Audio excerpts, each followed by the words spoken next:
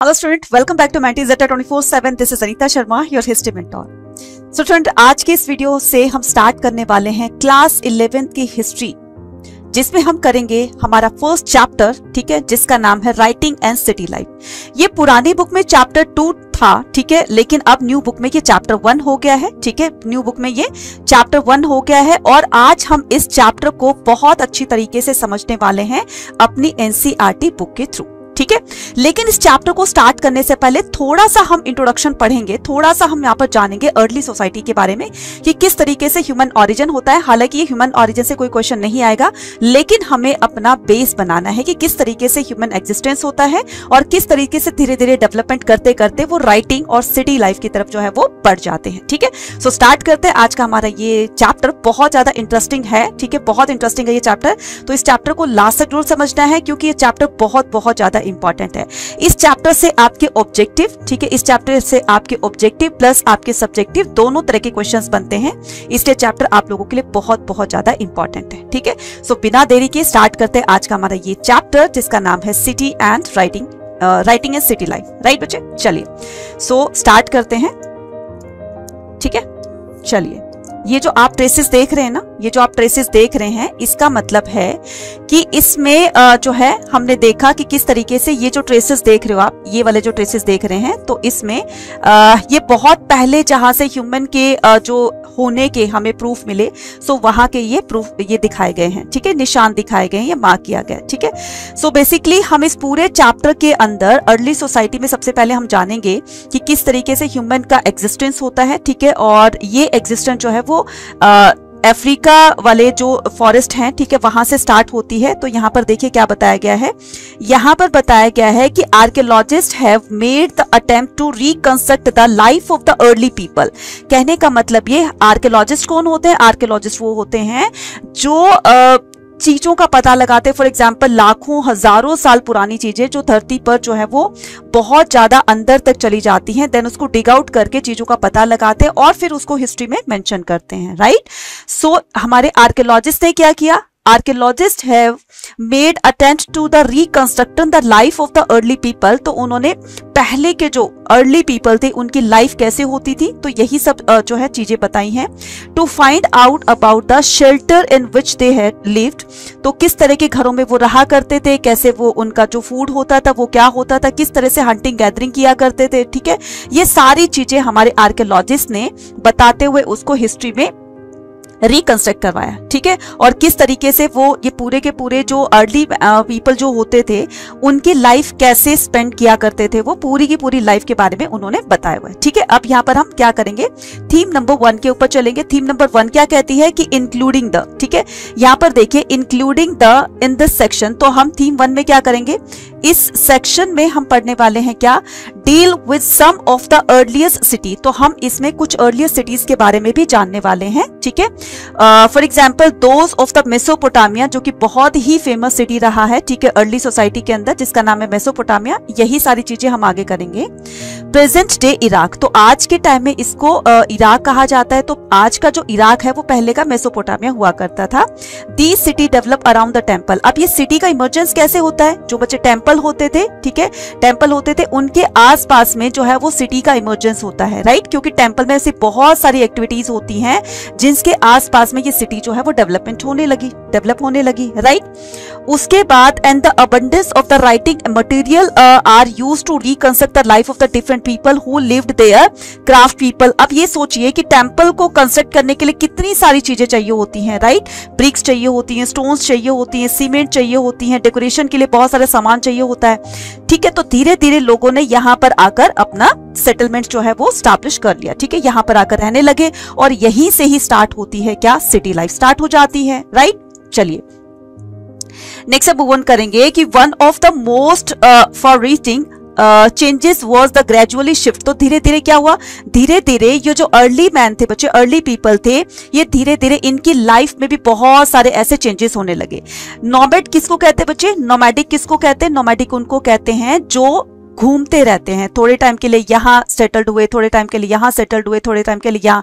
तो ये क्या करते थे, घूमते घूमते ही, मतलब इनका कोई परमानेंट सेटलमेंट नहीं होता था, घूमते हुए क्या करते थे, घूमते घूमते अपनी लाइफ को स्पेंड किया करते थे। ठीक है, फिर इनको जो है वो अब थोड़ी सी नीड होने लगी कि अब इनको पता लग गया कि किस तरह से इनका जो है लाइफस्टाइल होना चाहिए। खाने के लिए इनको थोड़ी बहुत तो एग्रीकल्चर करनी पड़ेगी, और एग्रीकल्चर करने के लिए उनको एक जगह पर सेटल्ड होना पड़ेगा। ठीक है, सो विच बिगिन अराउंड द, तो यहाँ पर अगर मैं एग्रीकल्चर की बात करूं, सो एग्रीकल्चर जो है वो आज से लगभग 10,000 ईयर्स अगो, ठीक है, वो स्टार्ट हो गई थी। ठीक है, now as you will saw inform your the teacher prior to the, तो जैसे आपकी टीचर ने बताया होगा, फॉर एग्जाम्पल मैं बता रही हूँ कि जो एग्रीकल्चर था बच्चे, धीरे धीरे उनको नीड होने लगी कि ऐसे तो घूमते घूमते इनकी पूरी लाइफ जो है वो अच्छी तरीके से नहीं ये लोग स्पेंड कर सकते हैं। तो इसके लिए क्या करना होगा, इसके लिए इनको एक जगह पर सेटल्ड होकर एग्रीकल्चर करना होगा। एग्रीकल्चर से क्या होगा, एक तो देखो यहाँ पर परमानेंट इनकी सेटलमेंट हो जाएगी, धीरे धीरे ये एग्रीकल्चर करेंगे। अब एग्रीकल्चर से भी बहुत सारी चीजें जुड़ी होंगी। ठीक है, बहुत सारी चीजें कनेक्टेड होंगी। ठीक है, so slowly they learn more the different kinds of the plant, और धीरे धीरे उन्होंने क्या सीख लिया, जैसे ये घूमते रहते थे, ठीक है, घूमते रहते थे, हंटिंग और गैदरिंग किया करते थे। ठीक है, फॉरेस्ट प्रोड्यूस जो है वो यूज किया करते खाने के अंदर। ठीक है, अब जो बीज रह जाते थे, ठीक है, अब उन्होंने क्या किया, फॉर एग्जाम्पल कोई एक्सपेरिमेंट करके देखा होगा, या जनरली ऐसा होता है कि कुछ खा करके, फ्रूट्स वगैरह खा करके, कभी उनके जो सीड्स होते हैं वो ये नॉर्मली क्या करते हैं, उसको जमीन पर फेंक देते हैं। तो उन्होंने ऑब्जर्व किया कि यार इस सीड से क्या होता है, इस सीड से तो ये प्लांट ग्रो हो गया। ठीक है, तो क्यों ना हम यही सिस्टम जो है वो एक जगह पर रह करके इसी तरह का हम क्यों ना सिस्टम फॉलो करें, और ये सिस्टम किसका था, एग्रीकल्चर का। फिर इन्होंने धीरे धीरे स्लोली जो है वो अब डिफरेंट काइंड्स के प्लांट्स को ग्रो करना स्टार्ट कर लिया था। ठीक है, और these season when they are, इन्होंने ये भी ऑब्जर्व किया कि किस सीजन के अंदर कौन सी हम क्रॉपिंग कर सकते हैं, कौन सी एग्रीकल्चर कर सकते हैं। ठीक है, for example in West Asia के अंदर व्हीट हो गया, बार्ले हो गया, पीस हो गया, और various kind of the pulses are grown. ठीक है, तो ये कहां पर, ये वेस्ट एशिया के अंदर। ठीक है, इसी तरीके से ईस्ट और साउथ एशिया के अंदर क्या हुआ कि the crop that grew the easily different millets and the rice. ठीक है, अब यहाँ पर ईस्टर्न की बात करते हैं या साउथ एशिया की बात करते हैं, तो यहाँ पर भी जैसे मिलेट्स हो गए, right, crops of the grow easily were millets and the rice. ठीक है, मिलेट्स और जौ और चावल की खेती भी यहाँ पर होने लगी। Millets was also shown in the Africa, और ये जो मिलेट है बच्चा, है ना, ये कहाँ पर, अफ्रीका में भी ग्रो किया जाने लगा। तो देख रहे हो ना कि धीरे धीरे कैसे ये जो नोमैडिक पीपल थे ये एक जगह पर सेटल्ड होकर डिफरेंट टाइप की ये कल्टीवेशन करने लगे। ठीक है, now somewhat later about the 5,000 years ago domestication animal, फिर आज से लगभग बताया जाता है कि 5,000 साल पहले लोगों ने डोमेस्टिकेशन भी स्टार्ट कर दी थी, पशुओं को पालना भी स्टार्ट कर दिया था। such as donkeys were harnessed to plough the craft. ठीक है, प्लो एंड क्राफ्ट, तो डंकी से क्या किया जाता था, प्लोइंग भी की जाती थी, और साथ साथ में उनको बोझा ढोने के लिए भी इसको काम में लिया जाता था। These development led the other changes as well, और इसी तरीके से बहुत सारी ऐसी चेंजेस देखी गई जो कि अर्ली सोसाइटी में धीरे धीरे डेवलप होने लगी थी। So this was also when some communities learned how to make the earthen pot. अब यहाँ पर देखो एग्रीकल्चर भी हो गया, ठीक है, डोमेस्टिकेशन भी उन्होंने स्टार्ट कर दिया था। अब यहाँ पर ऑक्यूपेशन की बात करते हैं, तो ऑक्यूपेशन में भी क्या किया जाने लगा, अर्थन पोट्स, यानी कि धीरे धीरे मटके वगैरह, मिट्टी के बर्तन वगैरह बनाने का काम भी उन्होंने स्टार्ट कर दिया था। ठीक है, these were used to store the grain. अब ये जो मिट्टी के बर्तन बनाते थे, इनसे क्या करते थे, ग्रेन को स्टोर किया करते थे, अनाज वगैरह को स्टोर करके रखा करते थे कि जरूरत पड़ने पर ये उनको यूज कर सके। In fact the great deal of the attention, अब धीरे धीरे ये क्या करेंगे, ये बच्चे ट्रेड करना भी सीख जाएंगे। ठीक है, ये जो है ट्रेड करना भी सीख जाएंगे। कहने का मतलब ये कि इन्होंने एग्रीकल्चर करना स्टार्ट कर लिया, इन्होंने एनिमल डोमेस्टिकेशन स्टार्ट कर दी। ठीक है, और धीरे धीरे बहुत सारी चीजों की डेवलपमेंट होने लगी थी। अब ये क्या करेंगे, इन्हीं डेवलपमेंट की वजह से ही अब ये ट्रेडिंग भी स्टार्ट कर देंगे। सरप्लस ग्रेन होगा, एक्स्ट्रा अनाज होगा, तो अब ये धीरे धीरे बाहर के लोगों को भी सप्लाई करना स्टार्ट कर देंगे, और बदले में उनसे कोई चीज जो इनको रिक्वायर्ड होगी वो लेना स्टार्ट कर देंगे। ठीक है, यहां तक क्लियर हो गया। चलिए अब आगे चलते हैं। ठीक है, अब आगे चलते हैं। So the way the stone tools, अब ये क्या करेंगे, मिट्टी के बर्तनों के साथ साथ अब ये स्टोन टूल्स भी बनाने लगेंगे। स्टोन टूल्स कहने का मतलब ये कि पत्थर के औजारों को बनाकर ये डिफरेंट कामों में उनको यूज करने लगेंगे। मेड ऑल्सो द चेंज, तो ये जो स्टोन टूल्स हैं बच्चे, ये भी इनकी लाइफ में बहुत ज्यादा डेवलप करेंगे, ठीक है, बहुत ज्यादा हेल्प करेंगे डेवलपमेंट करने में। So why the earlier method of the making tools continue, some tools and the equipment were now the smoothen and the polish by the elaborate process of the grinding. अब ये जो पत्थर के औजार बनाएंगे, इसमें भी बहुत तरह के डिफरेंट टाइप के ये टूल्स बनाएंगे। इसमें बताया गया फॉर एग्जांपल ग्राइंडिंग। ग्राइंडिंग का मतलब होता है, जैसे आपने पहले वो चक्की वगैरह का आपने नाम सुना होगा, है ना, तो वो क्या किए जाते थे, हैंड से वो ऐसे गोल गोल करके घुमाई जाती थी और उससे जो है फ्लोर बनाया जाता था, यानी कि उससे आटा वगैरह बनाया जाता था, ठीक है, ग्राइंडिंग करने के लिए या स्पाइसेस वगैरह को ग्राइंड करने के लिए, पीसने वगैरह के लिए, ठीक है। Now there was also growing the family, तो इसी तरीके से ये लोग क्या करेंगे, स्टोन के टूल्स बनाने के बाद इन सम एरिया पीपल, तो अब यहाँ पर देखिए some area people learn to tap the ores the metals such as the copper. फिर धीरे धीरे क्या करेंगे, ये कॉपर के मेटल्स बनाना कॉपर जो मेटल होती है उनके और टिन से बनी हुई चीजों का इस्तेमाल करने लगेंगे। Sometime copper ores were collected and used for their distinctive bluish green colour, ठीक है। कहीं कहीं पर ये जो पहले कॉपर का जो बच्चे इनकी जो बल्क में कॉपर पाई जाती थी, जहाँ फॉर एग्जांपल की माइंस वगैरह होती थी, तो पहले जब इसको निकाला जाता था रॉ फॉर्म में, तो इसका ब्लूइश ग्रीन कलर होता था। This prepared the way for the more extensive use of the metal for jewellery and for the tools subsequently. और फिर इससे धीरे धीरे ज्वेलरी भी बनाने लगी, ज्वेलरी पहनने का इनको शौक होने लगा और इससे ही धीरे धीरे टूल्स वगैरह बनाने लगे, ठीक है। So there was also growing the formally with the another kind of the produce distance the land, that is sea, ठीक है। This including the wood stone, फिर ये क्या करने लगे, धीरे धीरे सी वोयाजेस से, यानी कि जो समुद्री इलाकों के आसपास रहते थे, तो ये वोयाजेस करने लगे, ट्रैवलिंग वगैरह करने लगे। अब इनसे क्या होगा, जब दूर दूर के अब ये लोग जो हैं वो दूर दूर समुद्री यात्राएं करेंगे, या जो समुद्र के पास रहने वाले हैं उनको भी कई तरह के मेटल्स यहाँ पर मिलेंगे, जिससे कि वो अपने कामों में इनको यूज करेंगे, ठीक है। फॉर एग्जांपल ये सेमी प्रेशियस स्टोन होते थे, ठीक है, और मेटल होता था, शेल्स होते थे, ठीक है, और साथ में ऐसे बहुत सारे प्रेशियस स्टोन होते थे जिनको धीरे धीरे वो अपने कामों में यूज करने लगे। Clearly people were going place to place carry the goods, और इसी तरीके से ये बात यहाँ पर क्लियर कर दी गई है कि लोग प्लेस टू प्लेस घूमने का रीजन भी होता था कि वो अपने धीरे धीरे ट्रेड को बढ़ा रहे थे, carrying the goods and the idea with them, और अपने साथ बहुत सारे आइडियाज जो है एक जगह से दूसरी जगह पर ट्रांसफर किया करते थे। इसी से ही क्या हो जाएगा, इसी से ही उनका ट्रेडिंग ये स्टार्ट हो जाएगा, ट्रेड स्टार्ट हो जाएगा, ठीक है बच्चा, क्लियर है। ये बच्चा ये आपसे पूछा नहीं जाएगा कि ये जो अर्ली सोसाइटी है इसमें किस तरीके से, जस्ट मेरा बताने का ये मतलब है कि आप जो है इस चीज को कनेक्ट कर सको कि ये जो राइटिंग और सिटी लाइफ है ये कब और कहां से स्टार्ट हुआ और इसके पीछे रीजंस क्या थे। तो मेरा बताने का सिर्फ यही पर्पस था, ठीक है। सो अब यहां पर हम क्या करेंगे, नेक्स्ट पर स्टार्ट करते हैं, ठीक है जी। यहाँ पर देखिए, अब आते हैं हम क्या, ये पूरी की पूरी टाइमलाइन दी हुई है कि कब कौन से टाइम पर किस तरह का डिस्कवरी हुई, और वही सारी टाइमलाइन इसमें दी हुई है, ठीक है। अब हम बढ़ते बढ़ते हम कहाँ जाएंगे, बढ़ते बढ़ते हम अपने मेन टॉपिक पे आएंगे जिसका नाम है राइटिंग एंड सिटी लाइफ, ठीक है। जिसका नाम है क्या, राइटिंग और सिटी लाइफ। किस तरीके से ये राइटिंग और सिटी लाइफ स्टार्ट होती है और कहाँ से स्टार्ट होती है, वही सारी चीजें हम इसमें करने वाले हैं, ठीक है, क्लियर। ये रहा, ठीक है।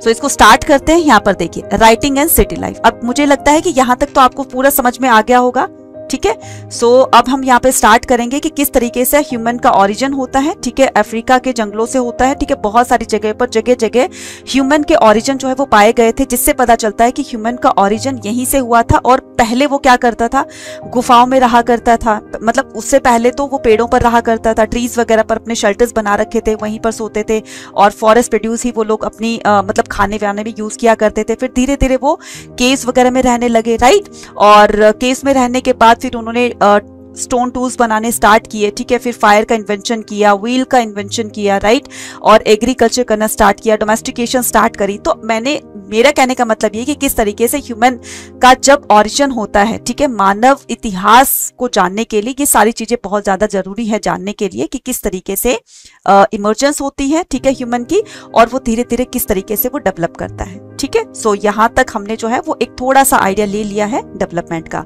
सो अब यही सारी चीजें जो है वो सिटीज में यानी कि शहरीकरण में देखी जाएगी, और ये शहरीकरण में सबसे जो इंपॉर्टेंट फैक्टर होता है उसकी डेवलपमेंट का वो है राइटिंग, ठीक है। सो हम इसी के बारे में जानेंगे, राइटिंग और सिटी लाइफ की किस तरीके से राइटिंग से सिटी लाइफ को बेनिफिट होता है, ठीक है। चलिए, सो यहाँ पर देखिए, writing and city life begin था। तो ये जो सिटी लाइफ है, ठीक है, हमने थोड़ा सा यहाँ पर पढ़ लिया था कि किस तरीके से मेसोपोटामिया, जो कि एक अर्ली सोसाइटी की सबसे इंपॉर्टेंट सबसे मेन सिटी मानी जाती है, जिसका नाम था मेसोपोटामिया, ठीक है। सो ये सिटी लाइफ मेसोपोटामिया से ही स्टार्ट होती है, और मेसोपोटामिया का मीनिंग होता है the land between the Euphrates and the Tigris river that is now the part of the republic of Iraq, ठीक है। और आज के टाइम में ये इराक का पार्ट है, ठीक है, रिपब्लिक ऑफ इराक का पार्ट है, पहले ये मेसोपोटामिया हुआ करता था।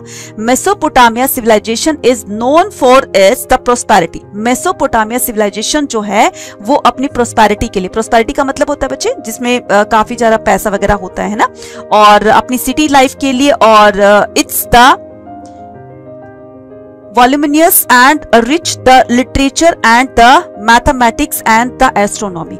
कहने का मतलब ये जो मेसोपोटामिया में है ये अपने किन किन चीजों के लिए जानी जाती है, अपनी प्रोस्पेरिटी के लिए, अपनी सिटी लाइफ के लिए, क्योंकि सिटी लाइफ वहीं से स्टार्ट हुई थी, अपने रिचनेस की वजह से, अपने लिटरेचर की वजह से, और अपने मैथमेटिक्स और एस्ट्रोनॉमी की वजह से ये जानी जाती है, बहुत फेमस सिटी थी। मेसोपोटामिया राइटिंग सिस्टम, मेसोपोटामिया की राइटिंग सिस्टम जो थी, and literature speed to Eastern Mediterranean northern Syria. तो इसका जो एक राइटिंग पार्ट हम जानते हैं कि ये कहां से स्टार्ट हुआ, तो Mesopotamia's writing system and literature spread to the, तो ये कहां से स्टार्ट होती है, ठीक है, कहां तक ये पहुंच जाती है, स्प्रेड होते होते ईस्टर्न मेडिटेरियन तक पहुंच जाती है, northern Syria and the Turkey after 2000 BCE, ठीक है। 2000 BC ऑनवर्ड्स ये धीरे धीरे राइटिंग जो थी वो अदर पार्ट्स में भी, वर्ल्ड के अदर पार्ट्स में भी ये स्प्रेड हो जाती है, so that kingdom of the entire region were writing to one another. और ये राइटिंग फिर इतनी ज्यादा पॉपुलर हो गई थी, राइटिंग इतनी ज्यादा, ये राइटिंग वाला सिस्टम इतना ज्यादा पॉपुलर हो गया था कि अब एक जो रूलर होता है वो दूसरे रूलर को अपना मैसेज कन्वे करने के लिए इस राइटिंग का सहारा लेता था, ठीक है। Now in the beginning of the recording history, अगर मैं बात करूं किसकी, स्टार्टिंग की बात करूं, तो स्टार्टिंग में बताया गया है कि in the beginning of the recorded history, तो ये जो रिकॉर्डेड हिस्ट्री के अकॉर्डिंग बताया गया है कि the land mainly urban south and the, तो लैंड मेनली मतलब वो लैंड जो कि मेनली सदर्न पार्ट में, जो उसका साउथ वाला पार्ट है, वहां से ये अर्बनाइजेशन स्टार्ट होती है। See the discuss the below was called the Sumer. अब यहाँ पर हम देखेंगे क्या, यहाँ पर हम देखेंगे एक ऐसी चीज जिसको कि जानना बहुत बहुत ज्यादा जरूरी है, ठीक है।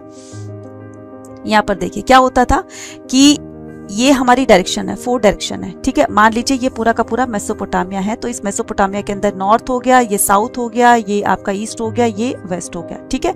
सो यहाँ पर क्या बताया गया है, मेनली द अर्बनाइज्ड साउथ, तो ये साउथ वाला जो यहाँ पर ये जो एरिया है, ठीक है, इस वाले एरिया में सबसे पहले इस तरह की राइटिंग वाला पार्ट जो है स्टार्ट हुआ था, वॉज कॉल्ड द सुमेर। और इसमें इस साउथ वाले पार्ट को क्या कहा जाता, इसी को ही सुमेर कहा जाता था। क्या कहा जाता था बच्चे, इसको सुमेर कहा जाता था, राइट।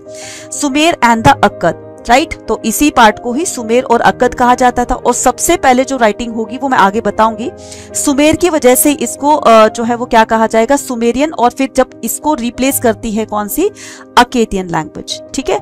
सो इस पार्ट को, इस सदर्न वाले पार्ट को सुमेर और अक्कद के नाम से जाना जाता है। After the 2000 BCE when the Babylon become an important city, 2000 BCE के बाद से ये जो बेबीलोन था बच्चे बहुत इंपॉर्टेंट सिटी बन जाती है, क्योंकि सबसे ज्यादा ट्रेडिंग, सबसे ज्यादा इंपॉर्टेंट कमर्शियल जो एक्टिविटीज होती थी वो बेबीलोनिया के अंदर होती थी, ठीक है।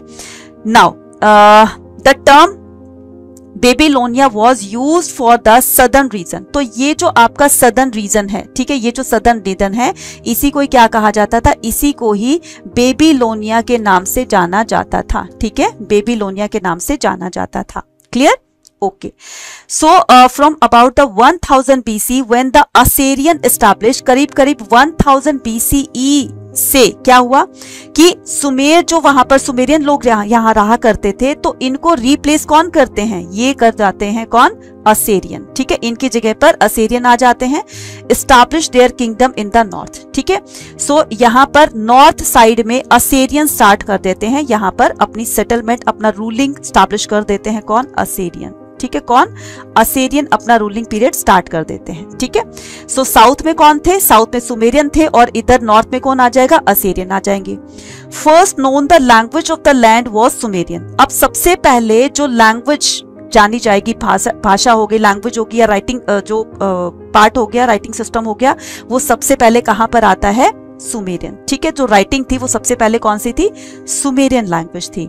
It was gradually replaced by the Akkadian around the 2400 BC when the Akkadian speaker arrived. These language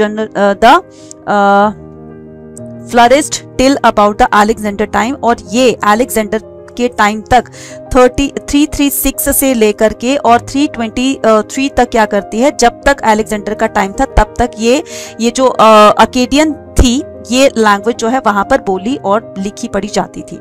When some regional changes occurring from the 1400 BC to the Aramaic also trace। फिर उसके बाद धीरे धीरे एरामाइक आ जाती है। आपने बहुत सारे जगहों पर सुना होगा, कौन सा, आपने बहुत सारी जगहों पर इन तीन लैंग्वेजेस के बारे में सुना होगा। ठीक है, फॉर एग्जांपल कि आपका एरामाइक हो गया, लैटिन हो गया, ग्रीक हो गया, है ना, ये बहुत सारी लैंग्वेजेस के बारे में सुना होगा कि ये जो वर्ड है ये लैटिन भाषा से डिराइव्ड हुआ है, ये जो वर्ड है ये ग्रीक लैंग्वेज से इसका जो है इमर्जेंस हुआ है। तो ऐसे बहुत सारे ऐसे वर्ड्स थे जो कि इन मेन लैंग्वेज से डिराइव्ड होकर के और ये नई लैंग्वेज में इनको जो है वो यूज किया गया है। राइट, ठीक है, नेक्स्ट मूव ऑन करते हैं। ठीक है, नेक्स्ट मूव ऑन करते हैं। तो नेक्स्ट क्या आ जाएगा, आर्कियोलॉजिस्ट बिगेन द, तो यहाँ पर देखिए आर्कियोलॉजिस्ट बिगेन द 1840। ठीक है, 1840 में क्या हुआ, 1840 के अंदर आर्कियोलॉजिस्ट ने क्या किया, इसकी एक्सकवेशन स्टार्ट कर दी। ठीक है, एक्सकवेशन का मतलब समझते हैं ना, इसकी खुदाई स्टार्ट कर दी।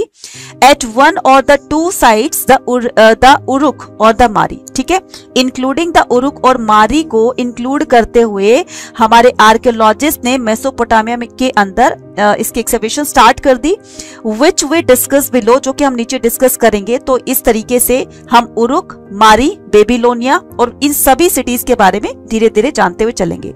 सो यहाँ पर देखिए बहुत इंपॉर्टेंट बात कही है कि Mesopotamia was important European, because Mesopotamia Europeans के लिए बहुत इंपॉर्टेंट माना जाता है। क्यों?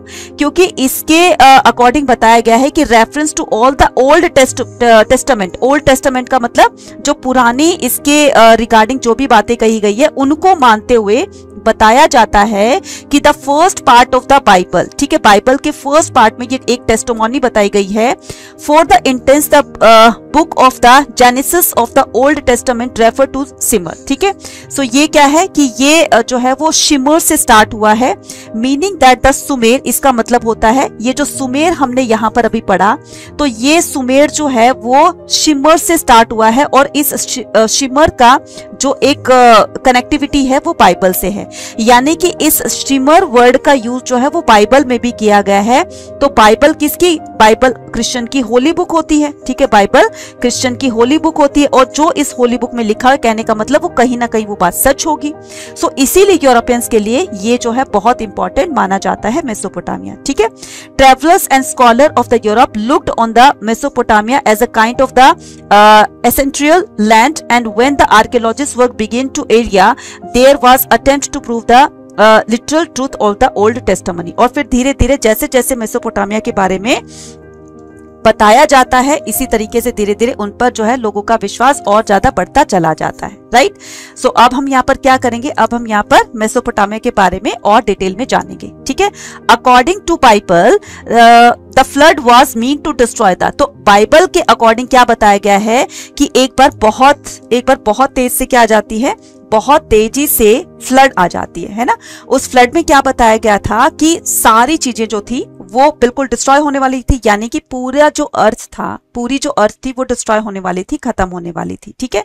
लेकिन यहाँ पर भगवान ने एक पर्सन को दर्शन देते हुए कहा, ठीक है, और क्या कहा कि तुम्हें जो है इस अर्थ से सारी चीजों को कलेक्ट करना है, ठीक है। एक सैंपल्स जो है वो कलेक्ट करने हैं, और इन्हीं सैंपल्स की वजह से जो है जो रीबर्थ होगा, यानी कि जो रेनेसा आएगा, यानी कि चीजें जब दोबारा से स्टार्ट होगी, दुनिया दोबारा से स्टार्ट होगी, तो यही सैंपल्स जो है वो काम आएंगे और दुनिया को ग्रो करने में लिए ये सारी चीजें जो है वो काम आने वाली है। इसलिए तुम सभी चीजों के सैंपल्स अपनी एक बड़ी सी नाव बनाओ और उसमें जाकर के भर लो, ठीक है।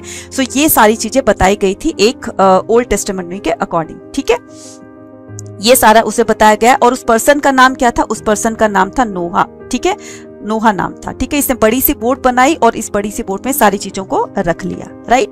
नाउ अब हम क्या करते हैं, अब हम आगे चलते हैं, ठीक है। सो आगे क्या करेंगे, इसको और आगे जानते हुए चलते हैं। तो यहाँ पर देखिए, ये पूरा का पूरा जो आप ये देख रहे हो, मैप देख रहे हो, ये पूरा का पूरा मेसोपोटामिया का पार्ट है, ठीक है। सो इसमें क्या बताया गया है, इसमें बताया गया है कि कहाँ कहाँ पर क्या क्या चीजें थी। ये है आपका बेबीलोनिया, उरुक और उर मारी, ये मेसोपोटामिया की फेमस सिटी है, और ये है मारी, ठीक है।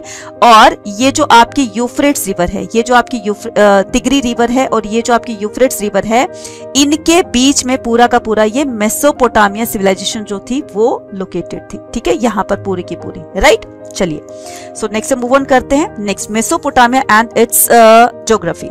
सो मेसोपोटामिया और उसकी ज्योग्राफी के बारे में हम यहाँ पर बात करते हुए चलेंगे कि इराक वो लैंड है of the device environments in the north east lie the green. अब यहाँ पर हम नॉर्थ ईस्ट की बात करेंगे, ठीक है। नॉर्थ ईस्ट का मतलब होता है साउथ ईस्ट, नॉर्थ वेस्ट, तो आपको पता ही है, नॉर्थ हो गया, साउथ हो गया, ईस्ट हो गया और वेस्ट हो गया। ये वाला पार्ट आपका कौन सा हो जाएगा, नॉर्थ वेस्ट, ये हो जाएगा आपका साउथ वेस्ट, ये हो जाएगा साउथ ईस्ट और ये हो जाएगा नॉर्थ ईस्ट, ठीक है। सो इसमें क्या बताया गया है, नॉर्थ ईस्ट वाला पार्ट बताया गया है, ये आपका हो गया नॉर्थ ईस्ट वाला पार्ट, ठीक है। ये पूरा का पूरा क्या था, ये पूरा का पूरा ग्रीन एरिया था, राइट, मतलब कि ग्रासी लैंड था ये, ठीक है। सो ये पूरा यहाँ पर ग्रीनरी थी। इंडल्टेटिंग plains gradually rising of the tree covered mountain ranges with a clear stream, और यहाँ पर बहुत सारा ये जो ग्रीन एरिया देख रहे हैं, तो यहाँ पर बहुत सारे झरने वगैरह भी फ्लो किया करते थे, बहा करते थे, ठीक है। और वाइल्ड फ्लावर्स भी यहाँ पर, क्योंकि यहाँ पर पूरा का पूरा ये ग्रीन एरिया था, बुशी एरिया था, तो तरह तरह के डिफरेंट फ्लावर्स भी यहाँ पर देखने को मिलते थे, with enough rainfall to grow the crops. और यहाँ पर इतनी रेनफॉल होती थी कि जो कि कल्टिवेशन करने के लिए, एग्रीकल्चर करने के लिए सफिशिएंट थी। हेयर द एग्रीकल्चर बिगेन, यहाँ पर बताया जाता है कि 7000 से 6000 BC ऑनवर्ड्स यहाँ पर एग्रीकल्चर स्टार्ट हो गया था, ठीक है। So in the north there is a stretch of the upland called the steppe. अगर हम यहाँ पर नॉर्थ की बात करते हैं तो नॉर्थ में पूरा का पूरा क्या है, ये स्टेपी एरिया बताया गया है, वेयर द एनिमल हर्डिंग, ठीक है, वहां पर। अब ये जो स्टेपी एरिया है, तो जाहिर सी बात है कि जहां पर ग्रासी लैंड होगा वहां पर एनिमल हर्डिंग भी होगी, पशु वगैरह भी पाले जाएंगे। Offer people better livelihood than the agriculture. तो ये जो पशु पालने वाले होंगे, ठीक है, ये इनकी लाइफ ज्यादा बेटर होगी एग्रीकल्चरलिस्ट से, ठीक है।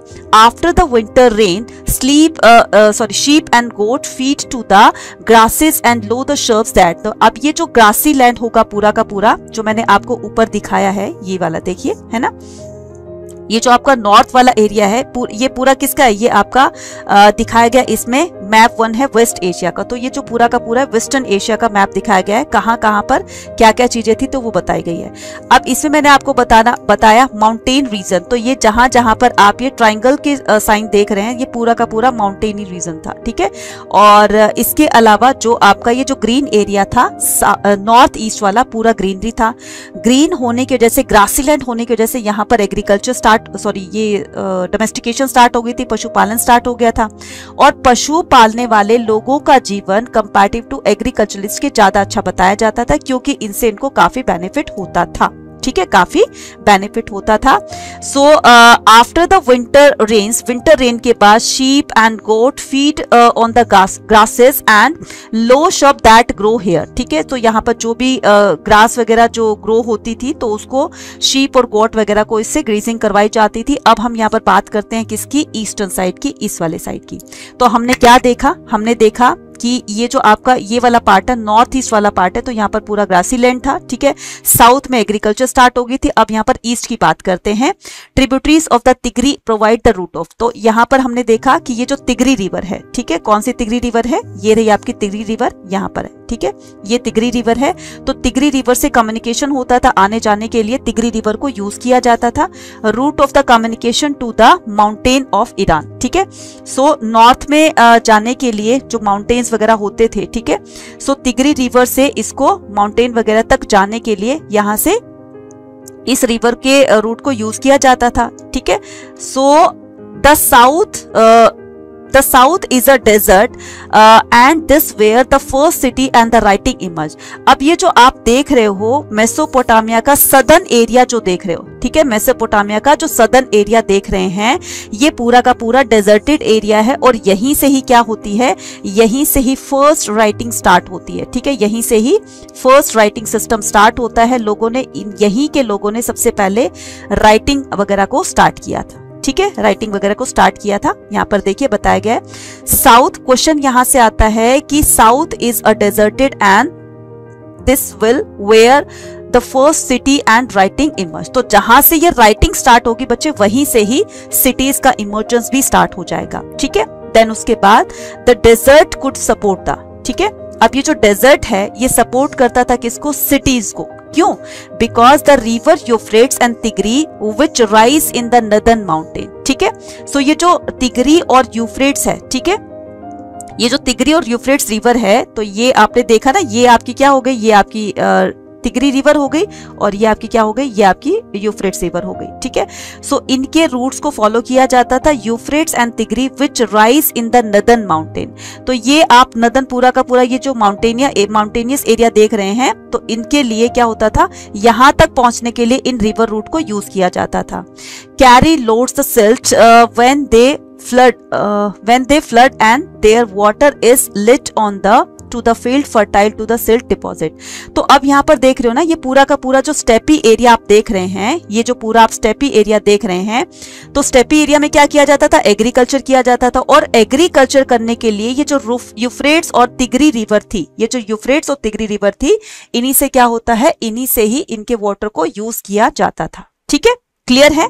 चलिए, तो अभी मैं आपको यहाँ पर ये दिखा देती हूँ, ये जो आप जोन देख रहे हैं, ठीक है, ये जो आप ग्रीन कलर का जोन देख रहे हैं, ये वाला पूरा का पूरा ये जो हिस्सा देख रहे हैं, zone of agriculture productivity irrigated. तो ये एग्रीकल्चर प्रोडक्टिविटी मतलब ये जो था, ये यहाँ पर पूरा का पूरा एग्रीकल्चर किया जाता था। और इस तरीके से ये वाला जो डॉटेड आप लाइन देख रहे हैं, है ना, so southern limit of the zone the rain fed agriculture. तो यहाँ पर रेन की वजह से ही एग्रीकल्चर किया जाता था। और ये पूरा का पूरा आप जो ट्राइंगल वाला जो आप एरिया देख रहे हैं, ये पूरा का पूरा माउंटेनियस एरिया था, ठीक है, यहाँ तक क्लियर हो गया। अब हम चलते हैं आगे की तरफ। After the Euphrates has been enter the desert, तो जैसे जैसे ये यूफ्रेट रिवर का वाटर डेजर्ट एरिया में एंटर करता था, its water flow out into the small channel. तो ये जैसे यहाँ पर डेजर्ट में क्या किया, डेजर्ट में ये जो यूफ्रेट रिवर का जो वाटर है, ये डेजर्टी एरिया था, तो यहाँ पर ये वाटर जैसे एंटर करता है, तो इस वाटर के एंटर करने की वजह से flow out the small channels, ठीक है, तो इसके चैनल बन जाते हैं, क्योंकि पानी अपना रास्ता खुद बना लेता है, तो आसपास के इलाकों में भी उसका पानी जाने लगेगा। So these channel flood their banks and in the past the functions as the irrigation canal। और इन्हीं चैनल से क्या बनाए जाएंगे, कैनल्स बनाए जाएंगे, यानी कि नहरें बनाई जाएगी और नहरों से ही इरिगेशन वगैरह की जाएगी। Water could be let into the field wheat barley, और इस तरीके से यहाँ पर इन चीजों की कल्टीवेशन की जाएगी। For example wheat, barley, peas, the lentils and when necessary, ठीक है। सो जैसे इनको नेसेसरी होती थी कि ये क्रॉपिंग करनी चाहिए, तो उन चीजों की ये कल्टीवेशन किया करते थे। Of all the ancient system that was Roman Empire, ठीक है, इंक्लूडिंग, और रोमन एम्पायर को इंक्लूड करते हुए यहाँ पर इतनी तरह की ये जो है कल्टीवेशन की जाती है, फसलें उगाई जाती थी। ठीक है।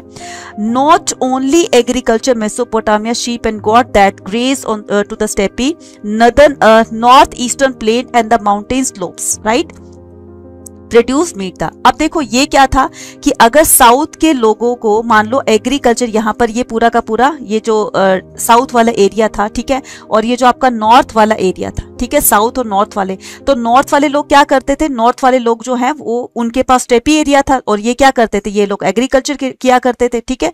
सो स्टेपी एरिया से क्या इनको बेनिफिट होता था कि ये लोग जो हैं वो डोमेस्टिकेशन किया करते थे, ठीक है।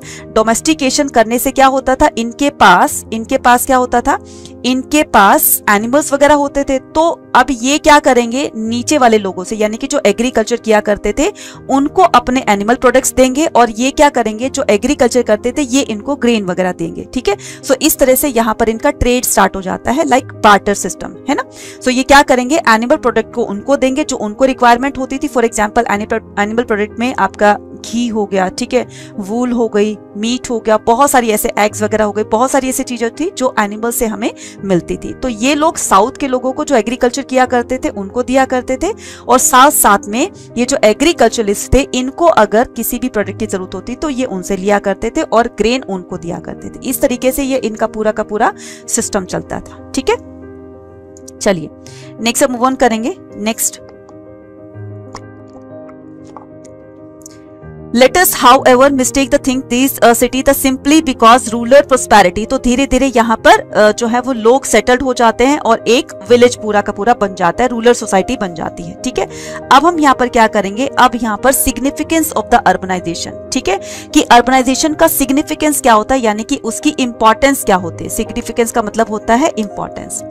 Cities and town are not just places with a large population. It is when an economy develops in the spheres other than the food production, then it become the advantages of the people to the cluster in the town, ठीक है। अब धीरे धीरे इनकी वजह से towns के अंदर एक्टिविटीज स्टार्ट हो जाएंगी। अर्बन इकोनॉमिक, अब जो एग्रीकल्चर करेगा तो एग्रीकल्चर में भी बहुत तरह की एक्टिविटीज होती हैं, राइट। सो एग्रीकल्चर में मान लीजिए किसी को प्लो करना है, ठीक है, प्लो करने के लिए उनको क्या चाहिएगा, प्लो करने के लिए उनको एनिमल्स रिक्वायर्ड होंगे, तो एनिमल्स भी लाए जाएंगे, ठीक है।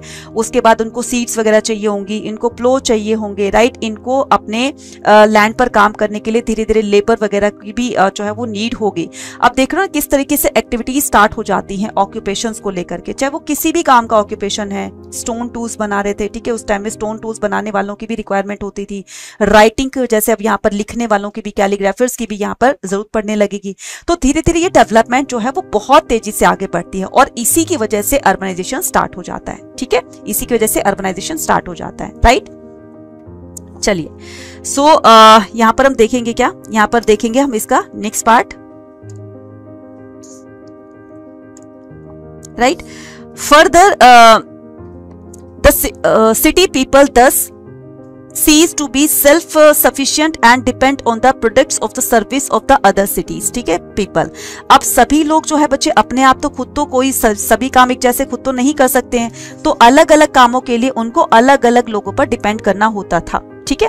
So the further must to be the social organisation in the place fuel metal various stone wood etcetera came from the many different places. अब इनको अपने ऑक्यूपेशंस वगैरह के लिए जगह जगह से बहुत सारी मेटल्स, बहुत सारे अलग अलग तरह के स्टोन्स, ठीक है, वुड चाहिए होंगी जो कि अलग अलग प्लेसेस से इनको लाया जाता था, ठीक है, फॉर द सिटी मैन्युफैक्चरर्स। तो ये जो सिटी में मैन्युफैक्चरर्स जो रहते थे, यानी कि जो टूल्स बनाएंगे, जो मेटल्स के क्या बनाएंगे, ज्वेलरी वगैरह बनाएंगे, ठीक है, ऑर्नामेंट्स वगैरह बनाएंगे, अलग अलग कामों के लिए ये जो भी मैन्युफैक्चरर्स होते थे सिटीज के, अब इनको डिपेंड होना पड़ेगा अदर लोगों पर, ठीक है, अदर पीपल पर, ठीक है।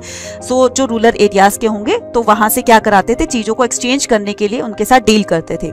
दस organise the trade and shortage is needed. और इस तरीके से धीरे धीरे ट्रेड जो है वो डेवलप होने लगा, ऑर्गेनाइज होने लगा, एंड शॉर्टेज इज नीडेड। और धीरे धीरे इन चीजों की शॉर्टेज होने लगी कि जिस काम में उनको ज्यादा प्रॉफिट होने लगा तो उस काम में अब बहुत सारे लेबर्स की जरूरत होने लगी, अलग अलग पर्सन को काम दिया जाने लगा। So there are delivers of the grain and the other food item from village to the city. अब विलेज से, जो कि उसमें बहुत ज्यादा एग्रीकल्चर होता था, विलेज से एग्रीकल्चर एक्सपोर्ट किया जाता था सिटी की तरफ, और सिटी से जो भी मैन्युफैक्चरिंग होती थी टूल्स वगैरह की, तो ये विलेज को प्रोवाइड की जाती थी। ठीक है, विलेजर्स को प्रोवाइड की जाती थी, राइट। सो इस तरीके से हमने देखा।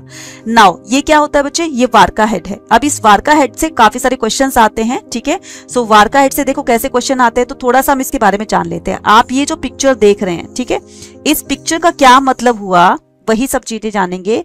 This women head was sculpted in white marble. तो ये पूरा का पूरा जो है ये व्हाइट मार्बल से बनी हुई है। The eyes and the eyebrows would the probably have taken lapis lazuli. Lapis lazuli एक ब्लू कलर का स्टोन होता है, and the shell white and the bitumen black in less respectively.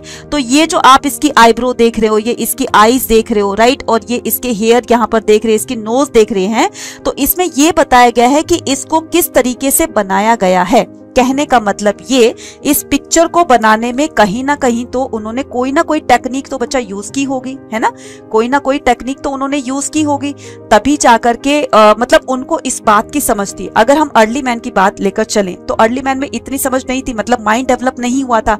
अब धीरे धीरे लोगों के माइंड भी डेवलप होने लगता है, और अलग अलग काम को डिफरेंट डिफरेंट तरीके से सोच करके वो एक नए तरीके से चीजों को बनाना स्टार्ट करेंगे। ठीक है, अब इंसानों के अंदर इतनी समझ आ गई थी कि किस तरीके से मूर्ति बनाई जाती है, जैसे कि आप एग्जाम्पल देख रहे हो। ठीक है, सो एग्जाम्पल में देख रहे हो कि किस तरीके से एक वुमेन का फेस बना करके दिखाने की कोशिश की गई है कि उनको इतनी भी नॉलेज थी कि कहां पर आईब्रो बनानी है, कैसे उसको आईज को जो है वो एक इफेक्ट देना है। ठीक है, और कौन कौन से स्टोन्स इसमें इंसर्ट करके और उसको बहुत अच्छे तरीके से उसको लुक दिया गया है। सो यही सारी चीजें जो है इसमें बताई गई है वार्का हेड के अंदर। ठीक है, चलिए जी, अब हम क्या करते हैं, नेक्स्ट मूव ऑन करते हैं, right.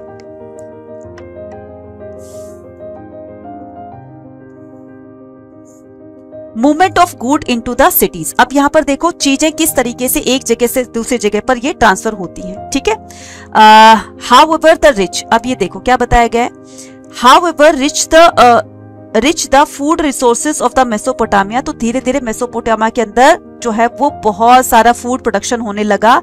It's minerals resources were few, हालांकि इसमें मिनरल रिसोर्सेज फ्यू थे। ठीक है, most part of the south का जो मोस्ट ऑफ द पार्ट जो था lake the stone for the tools. तो यहाँ पर टूल्स बनाने के लिए वहां पर स्टोन की कमी को देखा गया। सील्स एंड द ज्वेल्स, तो जो स्टोन से जो भी टूल्स बनाए जाते थे, सील्स बनाई जाती थी, ज्वेल्स बनाए जाते थे, the wood of the Iraqi date palm and the poplar was not good enough for the cards.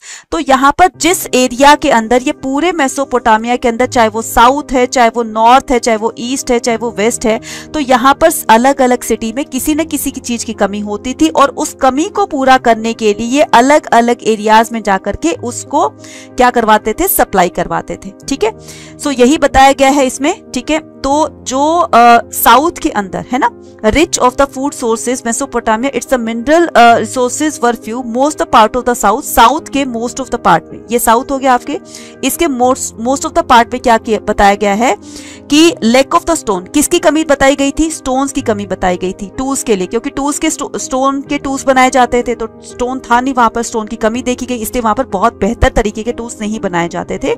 Seals नहीं बनाई जाती थी, मतलब स्टोन की कमी की वजह से। ठीक है, ना ही ज्वेल्स बनाई पाती थी, लकड़ियों की बहुत ज्यादा कमी थी। ठीक है, of the Iraqi date palm, तो जो ये कार्ट वगैरह बनाते थे, कार्ट क्या हो जाएगी, जैसे बुल्लक कार्ट हो गई, ठीक है, डंकी कार्ट हो गया, ठीक है, हॉर्स कार्ट हो गया, इस तरीके से, तो उसको बनाने के लिए अच्छी क्वालिटी की वुड चाहिए थी, जो कि साउथ वाले पार्ट में नहीं मिलती थी। Vessels in the ornament, so we can summarise the surmise that the ancient Mesopotamia could have traded with their abundant the textile agriculture produced for wood, copper, tin, silver, gold and the various stone from the Turkey and Iran। इसलिए Mesopotamia में इन चीजों की जो कमी देखी जाती थी, इन कमी को पूरा करने के लिए उन्होंने टर्की और ईरान के साथ ट्रेड करना स्टार्ट कर दिया, और across the gulf These later region had the mineral resources, और इन रीजन्स के अंदर बहुत सारे मिनरल्स पाए जाते थे। But much less scope for the agriculture. लेकिन यहाँ पर इनमें भी एक कमी देखी गई कि यहाँ पर एग्रीकल्चर नहीं होता था, ठीक है। अब इन्होंने उनके साथ इस तरीके से डील करना स्टार्ट कर दिया, ठीक है, और ये अर्बनाइजेशन स्टार्ट हो गई थी। Beside the craft, trade, service, efficient transport is also important for the urban development. So इस तरीके से अर्बन की डेवलपमेंट में जो अलग अलग तरह की सर्विसेज, फॉर एग्जांपल एक जगह से दूसरी जगह पर ट्रेड करने के लिए आना जाना होता था, या फिर गुड्स को ट्रांसफर करना होता था एक जगह से दूसरी जगह पर, है ना। तो इस तरीके से उनको ट्रांसपोर्ट चाहिए था, तो ये डेवलपमेंट स्टार्ट हो जाती है। If we take too much time or the too much animal to feed the carry the grain charcoal in the city or the pack people or the bullock carts, और ये एक जगह से दूसरी जगह पर सामान वगैरह ले जाने के लिए अब इनको कार्ट्स वगैरह की भी जरूरत पड़ने लगी, ठीक है। Now the canals and the natural channel of the ancient Mesopotamia were fact the routes of the good transport between the large and the small settlement, and in the account of the city of Mari later the chapter importance of the Euphrates as a world route will become the clear। और इस तरीके से ये जो मारी होगा Mesopotamia का the most important city for the trading purpose, ठीक है बच्चा।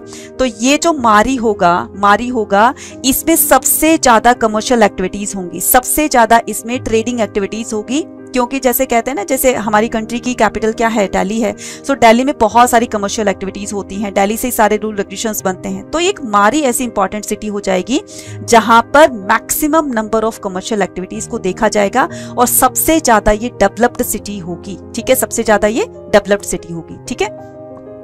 Next, development of the writing. अब हम यहाँ पर बात करेंगे किसकी, कि राइटिंग की डेवलपमेंट कैसे होती है, जो इस चैप्टर का थीम है, ठीक है, जो इस चैप्टर का थीम है कि कैसे राइटिंग स्टार्ट होती है। ये बहुत इंटरेस्टिंग टॉपिक है, इसको ध्यान से पढ़ना, जरा समझना, ठीक है। यहाँ पर देखिए, development of the writing. All the society have language in which the certain spoken sound convey the certain meaning, this is the verbal communication. तो पहले क्या होता था, वर्बल कम्युनिकेशन होता था, ठीक है, मतलब आपस में बातचीत के थ्रू ही सारा कम्युनिकेट किया जाता था। Then writing too is verbal communication. Writing भी एक तरीके से वर्बल कम्युनिकेशन होती है। जैसे मान लो मैं आपको कुछ बोल रही हूँ और वही मेरे बोलने वाले वर्ड्स ही क्या करते हैं, उसको अगर लिख दिया जाता है, तो ये भी एक तरह की वर्बल कम्युनिकेशन होती है, ठीक है, but in the different way, लेकिन अलग तरीके से। When we talk about the writing, जैसे मैं बोल रही हूँ तो एक तरीके से वही लिखा जाएगा, वही मैं बोल रही हूँ, तो दोनों सेम हो गए, लेकिन इसका तरीका अलग है बच्चे। क्या तरीका है? When we talk about the writing और a script, we mean that the spoken sound are represent in the visible sign। तो जब हम राइटिंग और इनकी बात करते हैं, किसकी, राइटिंग और किसकी बात करते हैं, स्क्रिप्ट की बात करते हैं, ठीक है। राइटिंग और a script, we mean that the spoken sound are represent in the visual sign। कि मैंने मान लो आपको बोला, मैंने म बोला, ठीक है, अब वो म जो मेरा साउंड होगा वही उसको ऐसे लिखा जाएगा। तो जैसे साउंड होगी, जैसे अ है या फिर ई है, ठीक है, सो जैसे साउंड होगी वैसे वैसे उसको लिखना स्टार्ट किया जाएगा, और ये विजिबल सिंबल होंगे। यानी कि जो हम बोलते हैं बच्चा, उसको वो तो हम विजिबल नहीं होते ना। कहने का मतलब ये कि जो मैंने अभी आपको बताया कि मैंने अ लिखा, मैंने म लिखा, मैंने ई लिखा, अब वो जो मैं बोल रही हूँ वो आपको दिखाई तो नहीं दे रहा है, लेकिन अब ये विजुअलाइज फॉर्म में जो है वो स्टार्ट हो जाएगा, लोगों को दिखाई देना स्टार्ट होगा। और ये पॉसिबल हो सकता था सिर्फ और सिर्फ राइटिंग सिस्टम से, ठीक है, राइटिंग स्किल से। अब यही लोग क्या करेंगे, इसी मेरे साउंड को ही, मतलब जो भी हम बोलते हैं उसको ही साउंड की फॉर्म में एक विजुअल फॉर्मेशन में इसको स्टार्ट किया जाएगा, ठीक है। तो द फर्स्ट मेसोपोटामिया टैबलेट, अब इनको क्या किया जाएगा, ये जो आप टैबलेट देख रहे हो ना बच्चे, टैबलेट खाने वाली टैबलेट नहीं, ठीक है, या फिर आपका जो आप गैजेट बताते हो ना कि ये मेरे को टैबलेट चाहिए, है ना, मतलब इस तरीके की क्या होती है, एक टैब होता है कि मैम मेरे को टैब जो है, मेरे पास टैब है, या मम्मी पापा मेरे को मेरे बर्थडे पर मेरे को टैब दिलाए, कि इस तरीके से। तो हम ये क्या करेंगे, टैबलेट्स क्या होते हैं बच्चे, टैबलेट होती है गीली, ये जो मिट्टी होती है बच्चे, वेट क्ले जो होती है, तो इस वेट क्ले को इस तरह की शेप दे दी जाती है, ठीक है, इस तरह की शेप दे दी जाती है, उसको बहुत ज्यादा अच्छे से उसको स्मूथ किया जाता है, प्लेन कर दिया जाता है, ठीक है, इसके सरफेस एरिया को, और फिर इस गीली मिट्टी पर ही कुछ ना कुछ इस पे लिखा जाता था। और फिर लिखने के बाद इसको पर्टिकुलर पर्सन को सेंड किया जाता था ताकि इस पर लिखे हुए चीजों को वो समझ सके, राइटिंग को वो समझ सके और उसका आंसर दे सके। तो ऐसे ही ये स्टार्ट हो गई थी। ठीक है, तो यहाँ पर इसकी कहानी को स्टार्ट करते हैं। The first Mesopotamian tablet written था। तो ये कई बार डेट पूछ दी जाती है कि मेसोपोटामिया में पहली टैबलेट जो है वो कब लिखी गई थी। Around 3200 BC contain the picture like the sign and the number। तो इसमें जो सबसे पहले राइटिंग स्टार्ट हुई थी वो इस तरीके की हुई थी बच्चे, कुछ पिक्चर्स और कुछ साइन वगैरह इसमें बनाए गए थे। These were about the 5000 list of the auction। और इसमें जो है हमें करीब करीब 5000 से भी ज्यादा इसमें हमें ऑक्शंस की लिस्ट मिले। ठीक है, ऑक्शंस वगैरह बने हुए थे। ऑक्शन के साथ साथ में फिश वगैरह बनी हुई थी, ब्रेड बनी हुई थी, लोव्स बनी हुई थी, etcetera. List of the, for example कि मान लो किसी पर्सन को ये चाहिए, ब्रेड चाहिए, लोफ चाहिए, है ना, रोटी चाहिए, या फिर उसको फिश चाहिए, ऑक्सन चाहिए, तो उसको जो चीज लेनी होती थी तो उसको क्या करता था, उसको उसकी फॉर्म में इस तरीके से पिक्चर की फॉर्म में उसको बना देता था। ठीक है, अगर फिश लेनी होती थी फिश की फॉर्म बना देता था। तो ये उनका अपना क्राइटेरिया होता था लिखने का। So list of the good that were brought into the distributed from the temples of the Uruk. ठीक है, सो ये क्या होते थे, list of goods that were brought into or distributed from the temples of the Uruk। तो ये Uruk के temple में इस तरह का डिस्ट्रीब्यूशन स्टार्ट हुआ। A city of the, अब ये उरुक क्या था बच्चे, ये साउथ में मेसोपोटामिया के सदर्न साइड में एक सिटी थी जिसका नाम था उरुक। जिसका नाम क्या था, उरुक।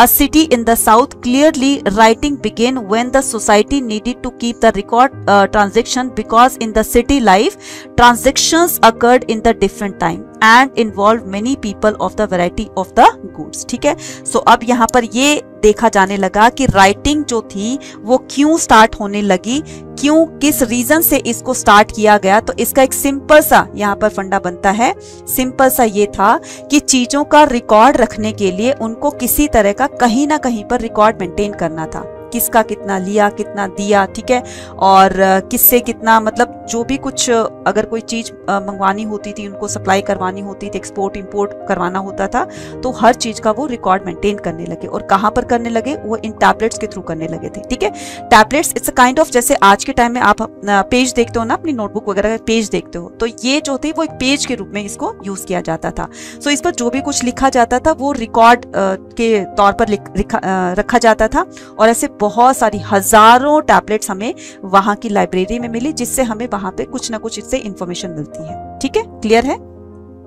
चलिए, सो इस तरीके से राइटिंग जो है वो स्टार्ट हो जाती है। राइट,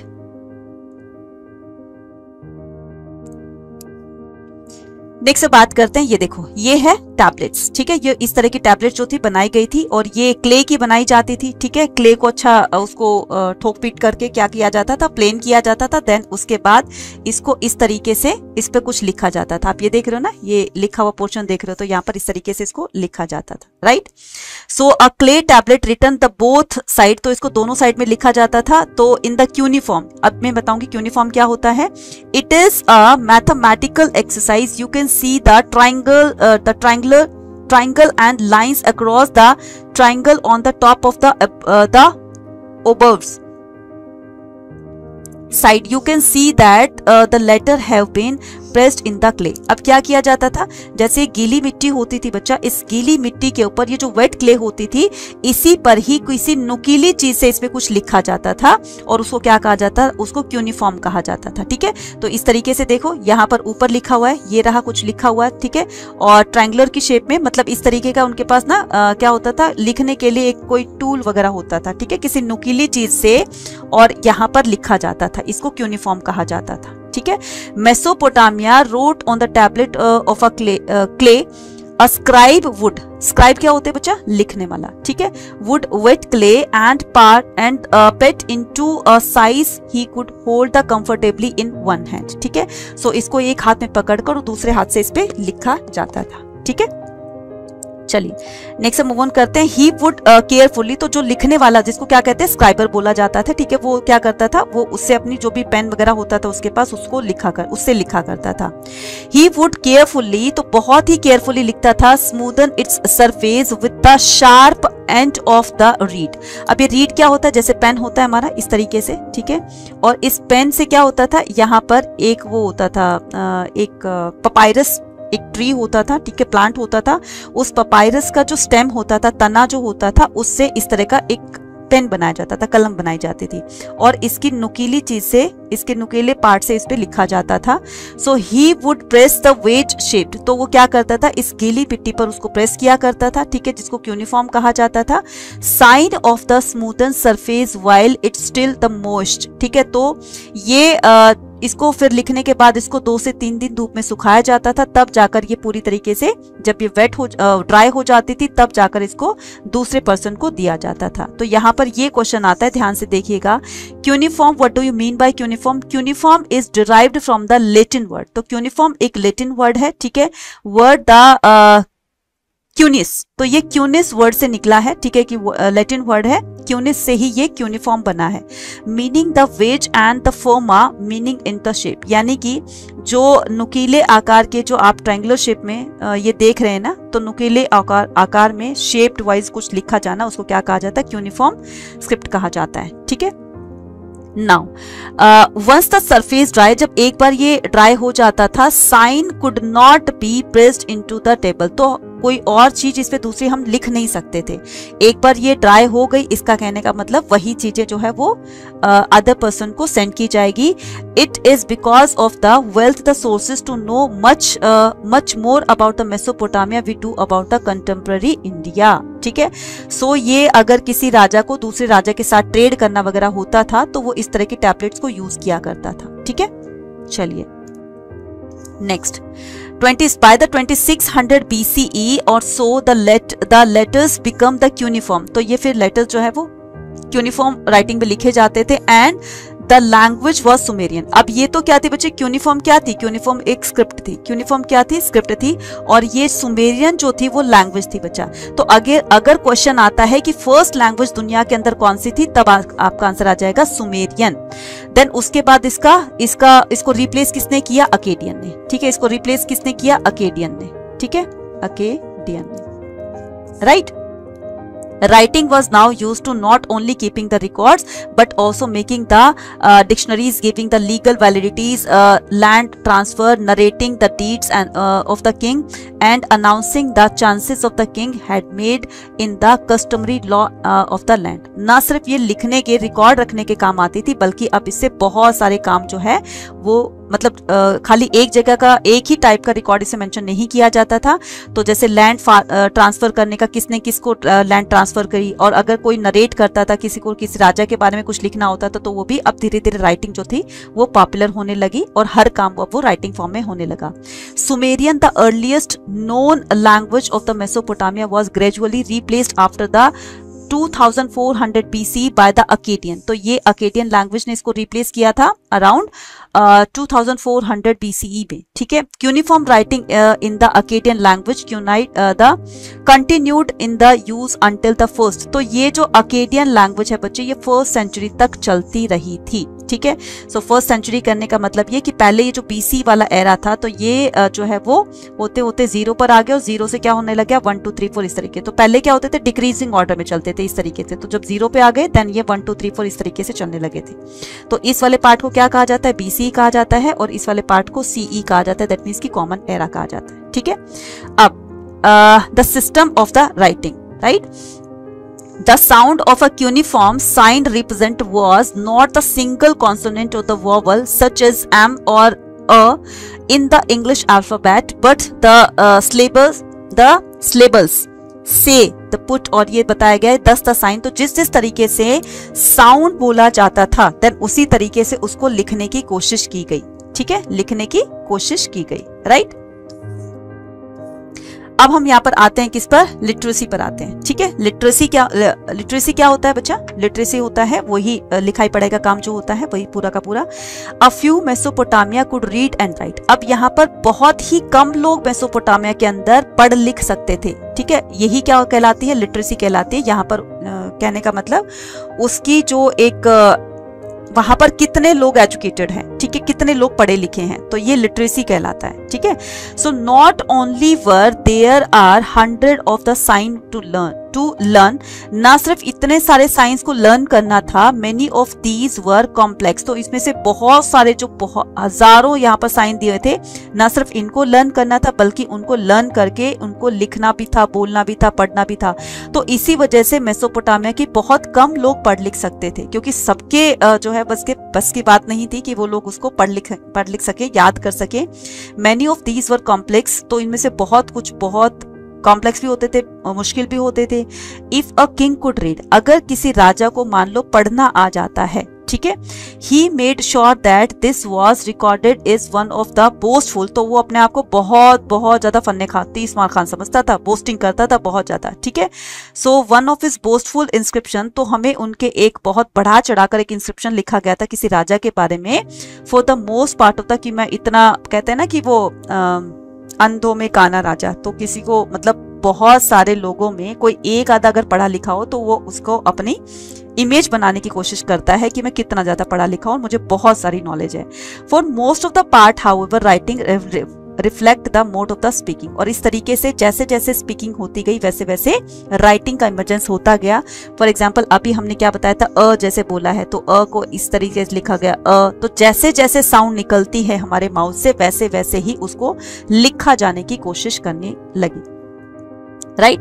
अब क्या करते हैं, यूजेस ऑफ द राइटिंग। अब ये राइटिंग का यूज क्या हुआ, ठीक है, राइटिंग का यूज करने का क्या फायदा हुआ वो देखेंगे। The connection between the city life, तो connection between the city life यानी कि एक सिटी का दूसरी सिटी के साथ में कनेक्शन जो होता था, तो इसके लिए क्या होता था, एक सिटी दूसरी सिटी में जब ट्रेड वगैरह करती थी या इनके साथ जो भी रिलेशंस होते थे, तो उसके लिए राइटिंग बहुत बहुत ज्यादा इंपॉर्टेंट होती थी। तो ट्रेड, तो the connection between the city and the trade and the writing is brought out in a long Sumerian poem about the Anmaker, one of the earliest ruler of the Uruk। तो Uruk के एक बहुत पहले ruler थे जिनका नाम था क्या, जिनका नाम था एनमेकर, ठीक है, जिनका नाम क्या था, Enmerkar. In the Mesopotamia tradition Uruk was the city par excellence, often known simply as the city। तो ये जो उरुक थी ये अपने लिटरेसी रेट के लिए बहुत अच्छी मानी जाती थी, क्योंकि यहाँ का राजा जिसका नाम एनमेकर था उसी ने ही इस तरह के राइटिंग सिस्टम को स्टार्ट करने का उनको क्रेडिट दिया जाता है, ठीक है। अब यहाँ पर एनमेकर के बारे में थोड़ा सा जान लेते हैं। Enmerkar is associated with the organisation of the first trade of the Sumer. तो ये एनमेकर जो है उसने सबसे पहले सुमेर के साथ ट्रेड करना स्टार्ट किया in the early days. The epic says that, एक एपिक के थ्रू हमें पता चला है कि trade was not known, Enmerkar wanted to lapis lazuli. अब ये जो ट्रेड होता था जो वो सुमेर के साथ करना चाहता था, तो सुमेर में लापिस लाजुली, वो एक ब्लू कलर का स्टोन होता है, उसको वो पाना चाहता था। देन उसके बाद उसने क्या किया, अपने मैसेंजर को बोला, ठीक है, अपने मैसेंजर को बोला कि क्या करना है, तुम वहां पर उस राजा के पास जाओ, सुमेरियन राजा के पास जाओ और मेरा मैसेज वहां पर कन्वे करके आओ, ठीक है, कि मुझे उनसे ब्लू स्टोन जो है जिसको लापिस लाजुली कहा जाता है, मुझे वो स्टोन चाहिए, ठीक है। अब वो मैसेंजर चाहता है उनके पास में स्टोन लेने के लिए, तो जिस तरीके से उसको मैसेज कन्वे किया गया था बोलने के लिए, तो वो वैसे नहीं बोल पाता है, क्योंकि वो बहुत सारे पहाड़ों को, रिवर को क्रॉस करते हुए उस राजा के पास पहुंचता है, तो बेचारा जाता जाता भूल जाता है, ठीक है। आधी बात उसको याद रही, आधी बात नहीं याद रही, तो उस राजा ने, सुमेर के राजा ने उसको डांट फटकार के और उसको बाहर मतलब बोल दिया कि कौन होता है तुम्हारा राजा। तो मतलब उसका कहने का मतलब ये था कि अगर तुमने हमारे राजा के साथ ये डील डन नहीं की तो हमारा राजा जो है वो तुम्हें बहुत ज्यादा नुकसान पहुंचा सकता है, ठीक है। उसको थ्रेटिंग वे में बोला उसको, राइट, ऐसा नहीं बोलना चाहिए था। तो अब वो राजा जो है एकदम से गुस्सा हो गया, सुमेर का राजा, तो उसने कहा कि तुम कौन होते हो, जाओ, मैं तुम्हें नहीं देता हूँ लापिस लाजुली और मैं इस ट्रेड की डील को मैं कैंसिल करता हूँ, मुझे तुम्हारे राजा से कोई डील नहीं करनी है। अब वो बेचारा फिर से आता है पहाड़ों वगैरह को क्रॉस करके, है ना। तो जब एनमेकर को ये बात पता चलती है तो वो बहुत गुस्सा होता है, उसने फिर उस मैसेंजर को भेजा, ठीक है, और फिर से वर्बली बोला, तो वो फिर से भूल जाता है। तो ऐसे 2-3 बार बार बार आने जाने में ही वो बेचारा आधी चीजें भूल जाती थी।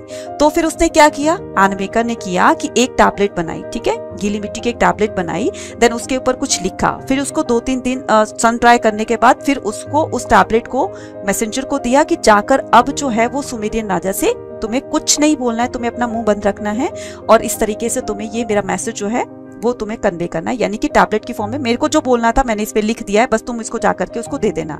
अब उस मैसेंजर ने वैसा ही किया, तो उसको देख करके सुमेर के राजा बहुत ज्यादा इंप्रेस हो जाते हैं कि यार ऐसा सिस्टम तो हमने पहली बार देखा। Deal done done done done कर दी, ठीक है, डन कर दी। और इस तरीके से उनको लापिस लाजुली मिल जाते हैं यानी मेकर को, और उनको एक राइटिंग का एक जो सिस्टम था वो आइडिया उनको मिल जाता है, और इस तरीके से वो ट्रेड जो है वो राइटिंग के पर्पस से स्टार्ट हो जाता है। क्लियर ना? चलिए, सो नेक्स्ट मूव ऑन करेंगे।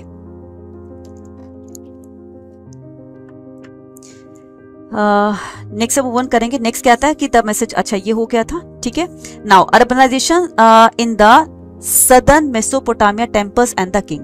अब ये तो नॉर्थ साइड की बात थी, अब यहाँ पर हम साउथ सदर्न मेसोपोटामिया के बारे में बात करेंगे कि सदर्न मेसोपोटामिया के अंदर अर्बनाइजेशन कैसे स्टार्ट होती है, ठीक है। सदर्न मेसोपोटामिया के अंदर ये अर्बनाइजेशन कैसे स्टार्ट होती है वहीं पर हम बात करेंगे, ठीक है। Urbanization in the southern Mesopotamia temples and the king. From the 5000 BCE, the settlement had begun to develop in the southern Mesopotamia. ठीक है, so settlement वहाँ start हो गई थी southern Mesopotamia के अंदर करीब 5000 BC onwards. The earliest city emerged from the same these settlement. ठीक है, और जहाँ पर लोगों ने settlements अपनी बनाई वहीं पर धीरे धीरे पॉपुलेशन जो है वो इंक्रीज होने लगी। These were various kind, those the gradually developed around the temples. अब ये सेटलमेंट जहां पर, मान लीजिए ये आपका पूरा का पूरा मेसोपोटामिया का साउथ एरिया है। अब साउथ एरिया में जहां पर लोग सेटल्ड होने लगे वहां पर टेम्पल भी कंस्ट्रक्ट होने लगा। अब मैंने बताया ना कि स्टार्टिंग में हमने थोड़ा सा इंट्रोडक्शन पार्ट में पढ़ा था कि जहां पर टेम्पल्स होंगे तो टेम्पल को कंस्ट्रक्ट करवाने में बहुत सारी एक्टिविटीज जो है वो फॉलो की जाएंगी, है ना।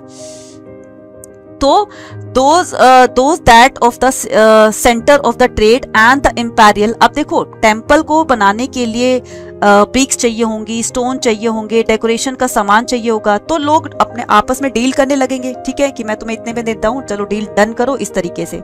सो the city first to kind of will be the discuss here. तो अर्ली सेटलर्स जो बहुत पहले यहाँ पर ऑरिजिन अननोन, तो जो कि हम जानते भी नहीं है, जो बहुत बहुत पहले इन्होंने यहाँ पर स्टार्ट किया था रहना, उनके बारे में बताया गया है।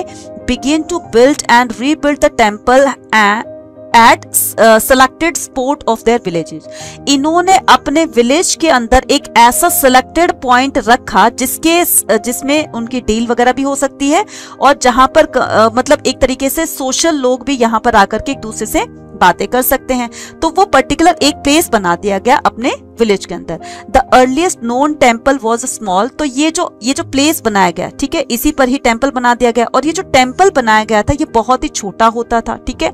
Small shrine made the unbaked brick. और इसके अंदर, इस टेम्पल के अंदर जो मूर्तियां रखी जाती थी वो पकी हुई नहीं होती थी बच्चा, ठीक है, वो अनबेक्ड होती थी, यानी कि उसको सिर्फ कच्ची मिट्टी से बनाया जाता था। Temples were resident of the various God.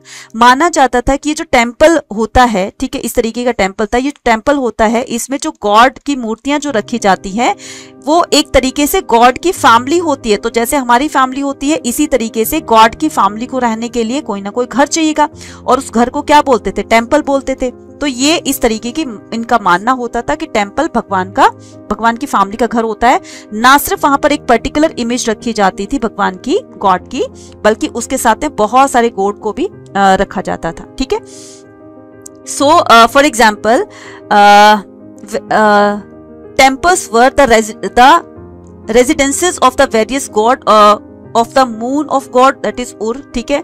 तो ये मून गॉड थे, ठीक है, उर के जो मून गॉड थे, और the Inanna the goddess of the love and war. तो यहाँ से क्वेश्चन आता है, इनन्ना कौन थी? ये गॉडेस थी किसकी? लव एंड वॉर की, ठीक है। Constructed in the break temple became the larger over the time. तो फिर धीरे धीरे पहले जो छोटे टेम्पल बनाए जाते थे, अब इनका धीरे धीरे साइज बड़ा होने लगा और बड़े बड़े टेम्पल्स बनाए जाने लगे, ठीक है। With the several room around the open courtyard. बड़ा सा इसमें आंगन होता था और चारों तरफ इसके छोटे छोटे रूम्स होते थे। Some of the early ones the possibly not unlike the ordinary house, for the temple was house of a god, ठीक है। तो ये टेम्पल जो होता था ये गॉड का हाउस माना जाता है, ठीक है। But temple always had their outer wall going in and out the regular intervals, ठीक है। तो इस तरीके से यहाँ पर मैं आपको ये दिखा देती हूँ। तो ये क्या होते थे बच्चे? Earliest known temple of the south about 5000 BC onwards. तो इस तरीके से ये टेम्पल बनाए जाते थे। ये एंट्रेंस होता था, ठीक है, ये इसका क्या होता था? ये इसका एंट्रेंस गेट होता था, ठीक है। यहाँ से ये एंट्री किया करते थे और इस तरीके से यहाँ पर ये रूम हुआ करते थे और ये मेन बीच में क्या होते थे, यहाँ पर बीच में भगवान की मूर्तियां वगैरह रखी जाती थी और ये अल्तार्स होते थे। अल्तार्स का मतलब होता है अग्निकुंड, यानी कि वो लोग जो हवन यज्ञ वगैरह करते थे तो उसमें यहाँ जाकर करते थे, ठीक है, पूजा पाठ करते थे, तो ये अल्तार्स बोलते हैं इसको, ठीक है। फिर गॉड को प्रेजेंट करने के लिए कुछ यहाँ पर प्रसाद वगैरह, कुछ फूल मालाएं, कुछ इस तरीके से चढ़ाया जाता था। फॉर एग्जाम्पल यहाँ पर देखिए, the god was also theoretical owner of the agriculture, तो गॉड को जो है वहाँ का एग्रीकल्चर गॉड माना जाता था कि इनकी ब्लेसिंग से हमारे फील्ड्स के अंदर एग्रीकल्चर बहुत अच्छा होता था, तो इनकी ब्लेसिंग्स वगैरह ली जाती थी। The fisheries and the hertz of the local community in time process produce, for example the oil pressing, grain grinding, the spinning and weaving woollen clothes was also done in the temple. और इस तरीके से धीरे धीरे लोग अपनी श्रद्धा के according यहाँ पर मंदिर में भगवान के सामने इन चीजों को जो है वो प्रेजेंट करने लगे। Organiser of the production of the level about the household employ the merchant of the keeper of the return record of the distribution and allotment of the grain, plough, field, bread. और इस तरीके से ये जो temple में जो रहने वाले लोग होते थे, तो टेम्पल से जो भी चीजें जो है मतलब दी जाती थी, किसी को दी जाती थी, उनका एक तरीके से रिकॉर्ड रखा जाता था, ठीक है। सो यही सारी चीजें, जैसे आप देखते हो ना कि टेम्पल्स के अंदर क्या होता है, टेम्पल्स के अंदर वो होती है एक डोनेशन कमेटी बैठी होती है, देन उसमें क्या किया जाता है, वो पूरा का पूरा रिकॉर्ड मेंटेन करती है, ठीक है। वो क्या करती है, वो पूरा का पूरा रिकॉर्ड मेंटेन करती है कि कितना टेम्पल के अंदर कितना जो है वो डोनेशन आया है और किस में कितना खर्च करना है, तो वो वहां पर भी रिकॉर्ड रखती है। तो इसी तरीके से पहले ये स्टार्ट हो गए थे, राइट। तो अब करेंगे, आगे चलते हैं, ठीक है। In spite of the natural fertility the agriculture was subject the hazard, ठीक है। सो नेचुरल फर्टिलिटी जो जैसी एग्रीकल्चर हुआ करती थी, नेचुरल फर्टिलिटी थी सॉइल की, ठीक है, उसमें एग्रीकल्चर किया जाता था। The natural outlet the channels of the Euphrates were used. तो मैंने कहा ना कि ये जो यूफ्रेट्स रिवर थी, इसके रिवर को, इसके वाटर को इरिगेशन के लिए यूज किया जाता था, ठीक है। और लोगों ने जहां पर अपनी सेटलमेंट स्टार्ट की तो धीरे धीरे क्या बनने लगे, विलेज बनने लगे, लोग यहाँ पर सेटल्ड हो गए, पॉपुलेशन बढ़ने लगी, ठीक है। और वहां पर एग्रीकल्चर और बाकी की अदर एक्टिविटीज मेसोपोटामिया के अंदर स्टार्ट हो गई थी। दोज हु लिव्ड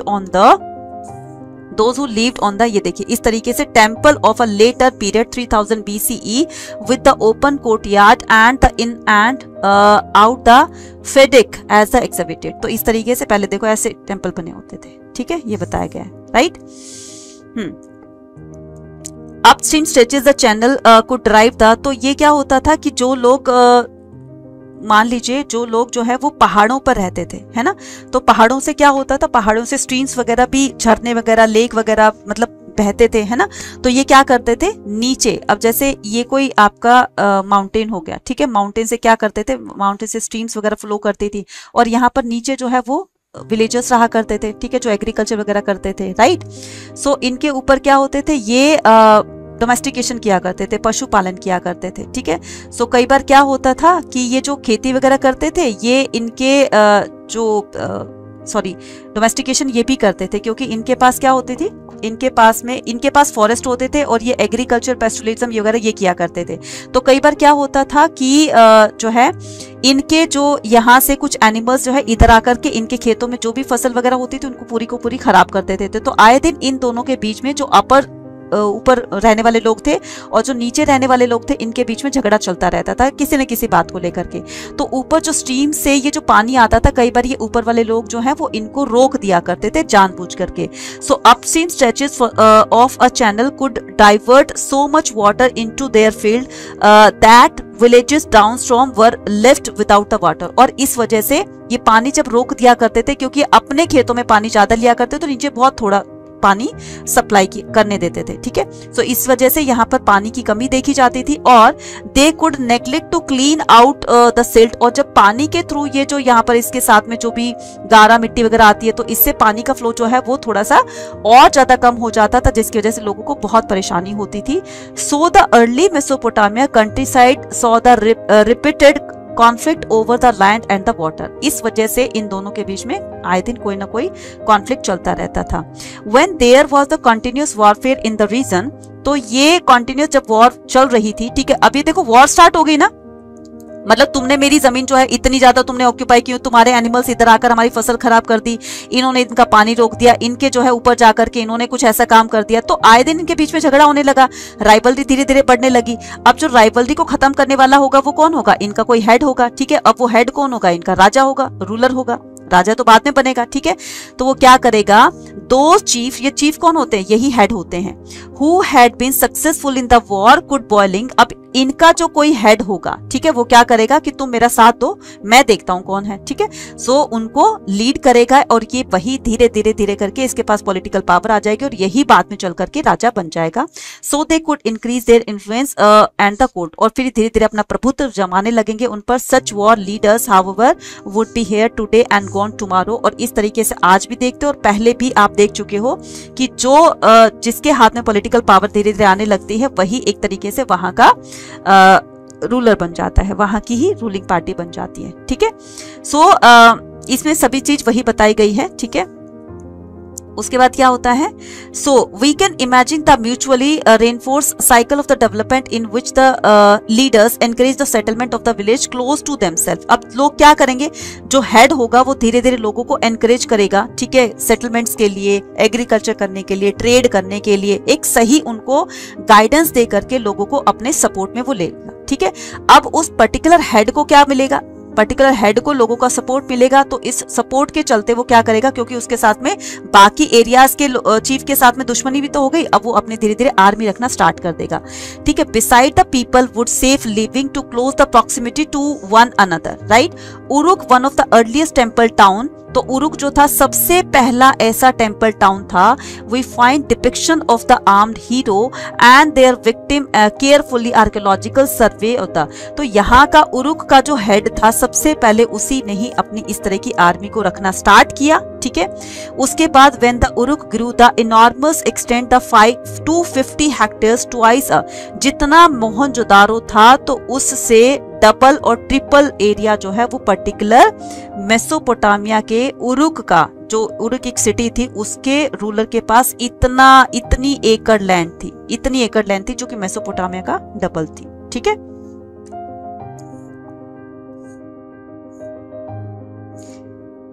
हाँ, अब देखिए it had been major population shifted, तो धीरे धीरे पॉपुलेशन जो है वो शिफ्ट एक जगह से दूसरी जगह पर शिफ्ट होने लगी, मूव ऑन करने लगी, क्योंकि झगड़े वगड़े चलते थे बच्चे, है ना, और झगड़े के चलने की वजह से लोग जो है एक जगह से दूसरी जगह पर शिफ्ट होने लगे। Significantly Uruk also come to have the defensive wall at a very, तो इस बार बार अटैक के होने से इस उरुक के राजा ने क्या किया, चारों तरफ अपने उरुक के सिटी के चारों तरफ बड़ी बड़ी वॉल से घेराबंदी कर ली। This site was continuously occupied from 4200 BC, 4200 BC about the 400 CE, and by about the 2800 BC it had been expanded to 400 hectare, और फिर धीरे धीरे इस उरु का जो कि 250 हेक्टेयर पहले था धीरे धीरे बढ़ करके कितनी हो गई है, 400 हेक्टेयर्स हो गई, ठीक है। यही सब इसमें बताया गया है, right.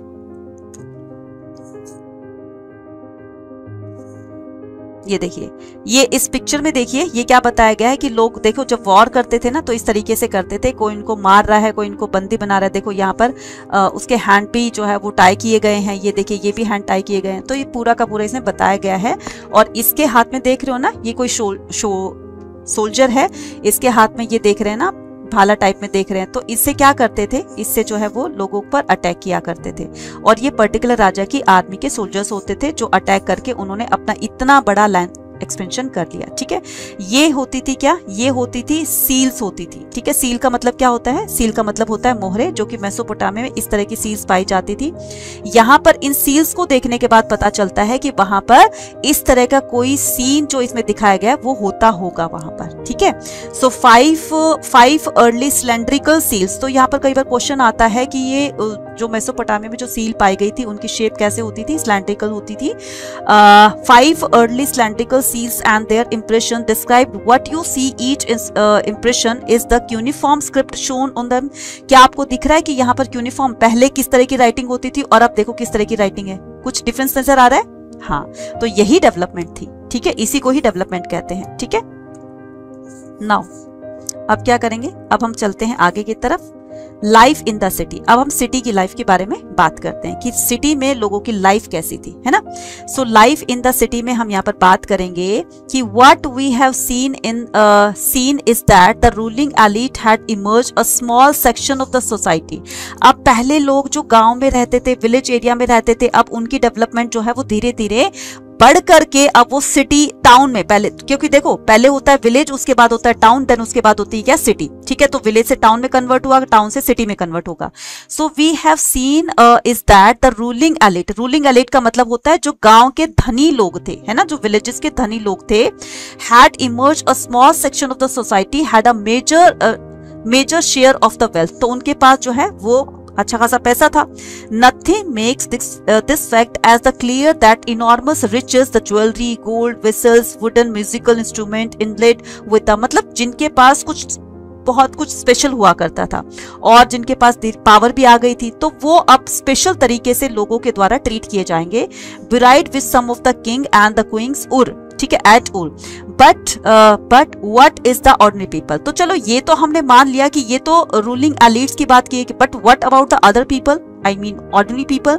We know that the legal text, हम ये जानते हैं कि लीगल टेक्स्ट के according dispute, inheritance matter etcetera in that Mesopotamia's society the nuclear family. तो न्यूक्लियर फैमिली क्या होती है बच्चे, न्यूक्लियर फैमिली होती है comprises a man, his wife and the children. तो एक मैन, एक उनकी वाइफ, ठीक है, हस्बैंड वाइफ और उनके चिल्ड्रन, ठीक है, उनके बच्चे।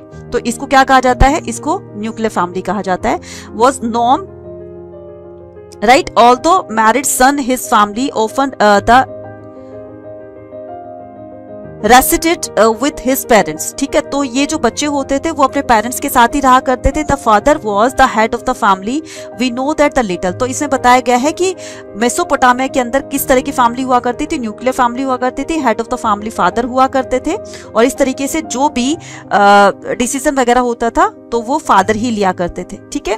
देन उसके बाद a declaration was made about the willingness to marry the bride. तो यहाँ पर शादी का, मैरिज का सिस्टम बताया गया है कि मैरिज के लिए ना, मतलब उनकी जो है वो डिजायर ली जाती थी, ठीक है, कि आप अगर मैरी के लिए डिजायर, मतलब वो हैं कि एग्री हैं, तभी उनकी वगैरह शादी वगैरह किया जाता था, ठीक है।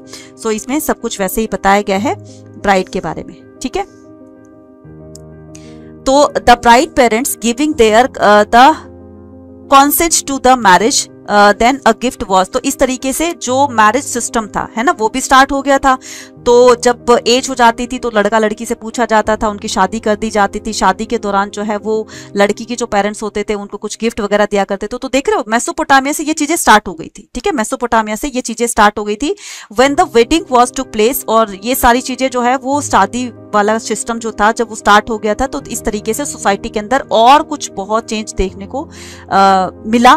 The father's house, herds, field etcetera inherited by the son. अब ये देखिए यहाँ पर पैट्रोनिटी की बात की गई है कि जो भी फादर की प्रॉपर्टी होती है, फॉर एग्जांपल हाउस हो गया, उसके एनिमल्स हो गए, उसके फील्ड्स हो गए एटसेट्रा, तो उस पर सन का राइट होता था, ना कि बेटी का, ठीक है, ये इसमें बताया गया है। सो अब आता है इसमें क्या, let us look Ur, one of the earliest city have been the excavated Ur was town whose ordinary houses were systematically excavated in 1930s। तो सबसे पहले हमें ये उर के ही ordinary people के houses हमें दिखाई दिए कि किस तरीके से लोगों के houses बने होते थे, ठीक है। हालांकि बहुत ही ज्यादा मतलब सिस्टमैटिक तरीके से नहीं बने हुए थे, टेढ़ी मेढ़ी इसमें सारी चीजें होती थी।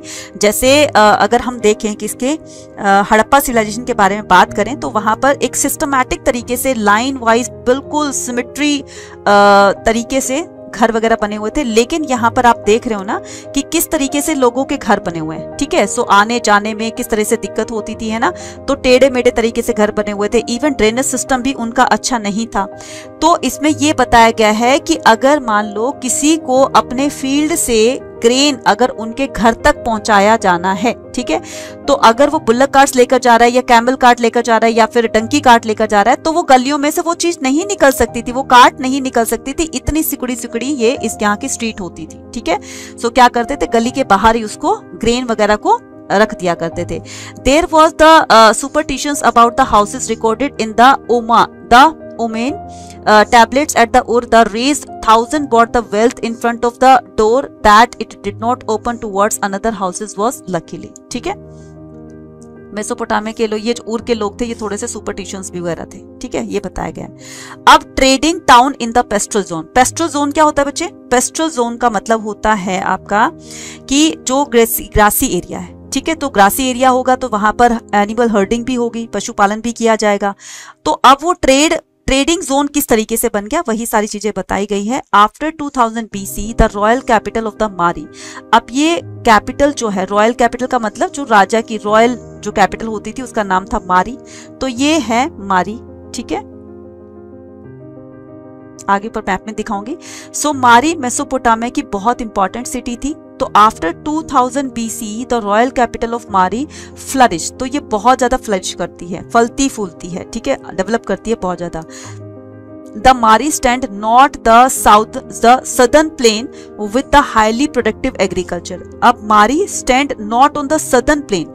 अब ये जो मारी थी ये पूरा का पूरा क्या है बच्चे, ये सदर्न पार्ट है। यहाँ ना सिर्फ एग्रीकल्चर होता था बल्कि much further upstream of the Euphrates, बल्कि उसको यूफ्रेट से बहुत ज्यादा मतलब इसको पानी वगैरह भी मिलता था, जिसकी वजह से यहाँ पर सॉइल की फर्टिलिटी बहुत ज्यादा इंक्रीज हो गई थी, ठीक है। Its colour coding shown that the agriculture and the animal rearing were carried out close to each other this region। तो आप यहाँ पर देख रहे हो ना कि ये जो पूरा का पूरा आप ये मारी देख रहे हो, ये है मारी, और मारी के आसपास में जितने भी यहाँ पर इसके आसपास के एरिया हैं, तो मारी में अच्छी एग्रीकल्चर और एनिमल हर्डिंग की वजह से ये जो एग्रीकल्चरिस्ट ये जो लैंड है पूरा का पूरा, ठीक है, इसकी वजह से मारी की इंपॉर्टेंस बढ़ जाएगी। Herder need to exchange the young animal cheese later. अब मैंने स्टार्टिंग में आपको बताया था कि ये लोग क्या करते थे, जिनके पास जिस तरह का ट्रेड होता था। फॉर एग्जाम्पल किसी के पास एनिमल बहुत ज्यादा है, ठीक है, किसी के पास जो है वो एग्रीकल्चर करता है, ठीक है। सो अब वो क्या करेंगे, चीजों को एक्सचेंज करेंगे। क्या करेंगे, वो चीजों को एक्सचेंज करेंगे, ठीक है।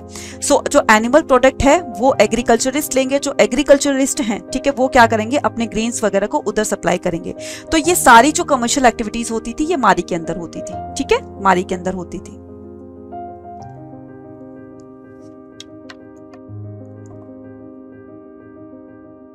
राइट, चलिए नेक्स्ट मूव ऑन करेंगे। तो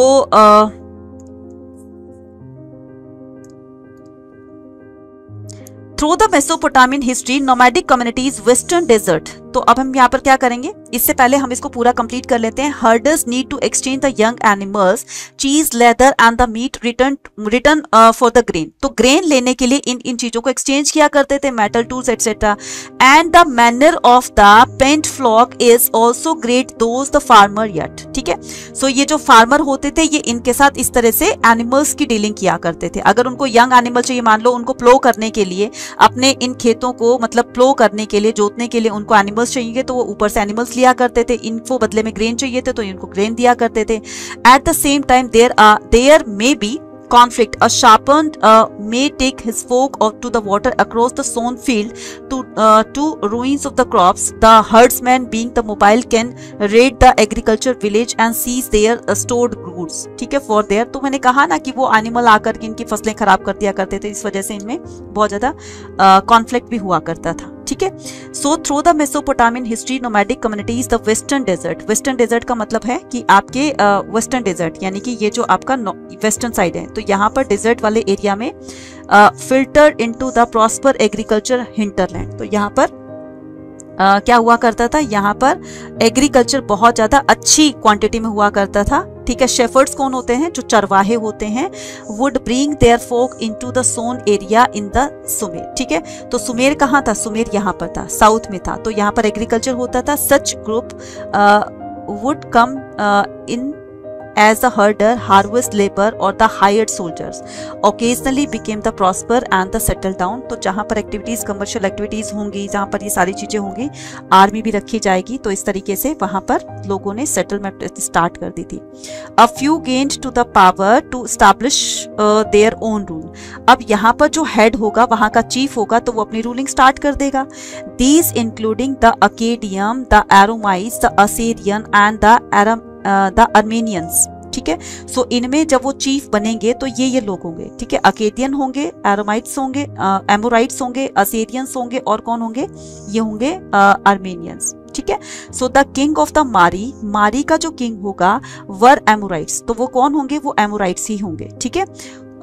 whose dress differed from those the original inhabitant। अब बच्चा इसकी रूलर की पहचान क्या होती थी कि वो नॉर्मल लोगों की तरह से ड्रेस नहीं पहना करता था, उसका ड्रेसिंग सेंस अलग होता था, ठीक है, बाकी के लोगों से, ताकि उनकी एक पहचान बन सके कि ये हेड ऑफ द मतलब एरिया है, ठीक है। Now, who respected not only the god of Mesopotamia, जो ना सिर्फ मेसोपोटामिया के लोगों को मतलब उनके लिए गॉड की तरह था, but also raise a temple at the Mari for Dagan. तो इस तरीके से उनके जो है कुछ टेम्पल्स वगैरह भी बनाए गए। सो यहाँ पर क्या बताया गया है कि ओरिजिनल हैबिटेंट से वो अलग होते थे। Who respect not only the God of, जो कि ना सिर्फ मेसोपोटामिया के गॉड को रिस्पेक्ट किया करते थे, but also raised a temple at Mari for Dagan god of the steppe, बल्कि उन्होंने मारी के अंदर कुछ टेम्पल्स भी बनवाए, जैसे कि मारी for the dragon god of the steppe. तो यहाँ पर स्टेपी के जो गॉड थे उनका भी वहां पर टेम्पल बनवाया मारी के अंदर, वहां के रूलर्स ने, ठीक है। इसका मतलब ये था कि वहां के लोगों का सपोर्ट लेने के लिए या वहां के लोगों से रिस्पेक्ट पाने के लिए वहां का रूलर उनके लिए काम करता था, मतलब वेलफेयर वगैरह के काम करता था। Mesopotamian society and the agriculture were thus open to conflict the people, culture and the validity। और एक तरीके से जो रूलर होता था वो ये रिस्पॉन्सिबिलिटी लेता था कि अब तुम्हारी पूरी की पूरी प्रोटेक्शन जो है वो मैं करूंगा, बदले में आप बस मुझे सपोर्ट कीजिए, ठीक है। सो इस तरह के बताता ये है प्लेस ऑफ मारी किंग ऑफ द, ये देखो ये यहाँ से कई बार क्वेश्चन आ जाता है, द पैलेस एट मारी ऑफ द किंग द जिम्रिलिम। तो जिम्रिलिम का ये पैलेस है पूरा का पूरा, ठीक है। ये पैलेस देख रहे हो आप, ठीक है। इस पैलेस में कहाँ कहाँ पर क्या क्या चीजें हैं, वही सारी चीजें इसमें डिफाइन की गई है, ठीक है। तो ये था पूरा का पूरा क्या, यहाँ से एंट्री होती थी, एंट्रेंस गेट है, तो उसी के पैलेस में एक वेल भी हुआ करता था, ठीक है। ये पूरा का पूरा ऑडियंस हॉल था, तो यहाँ पर रूलर और उसके पूरे कर्टियस वगैरह बैठा करते थे, ठीक है। ये इनर कोर्ट था जहाँ पर राजा अपने सीक्रेट्स जो भी प्लान करता था यहाँ पर किया करता था। ये थ्रोन रूम था, थ्रोन रूम का मतलब होता है जहाँ पर राजा जो है वो अपना सिंहासन वगैरह जहाँ पर राजा का लगा हुआ था, तो ये बहुत ही सीक्रेटली अंदर की तरफ बनाया गया था, राइट। सो वहीं पर इसको पूरा का पूरा दिखाया गया है, ठीक है। और ये देखिए ये क्या होता था, यहाँ पर ये देखिए ये है कोर्टयार्ड। कोर्टयार्ड का मतलब पूरा जो खुला स्पेस होता था, ठीक है, वो पूरा का पूरा ये सीन दिखाया गया है। Scribe often with the benches, और यहाँ पर बैठ करके ये लोग क्या करते थे, जो स्क्राइबर्स होते थे वो लिखा करते थे। ये पूरी की पूरी क्या है, टैबलेट्स हैं, ठीक है, जहाँ पर राइटिंग वगैरह का काम होता था। यहाँ पर स्क्राइबर बैठते थे सीट्स के ऊपर और इस तरीके से लिखा करते थे टैबलेट्स को, ठीक है। नाउ और ये राजा के पैलेस की जो है अंदर का दिखाया गया है कि ये किचन होती थी, और किचन पहले ऐसे बनाई जाती थी, मतलब मिट्टी के चूल्हे वगैरह होते थे और यहाँ पर खाना बनाने का काम किया जाता था। ये वर्कशॉप एंड द किचन, ठीक है, ये वर्कशॉप होती थी काम करने का, और ये लवट्री और द बाथरूम, ठीक है। तो ये उनका वॉशरूम वगैरह होता था, ठीक है, और बाथरूम्स वगैरह होता था, यहीं पर बताया गया है, ठीक है।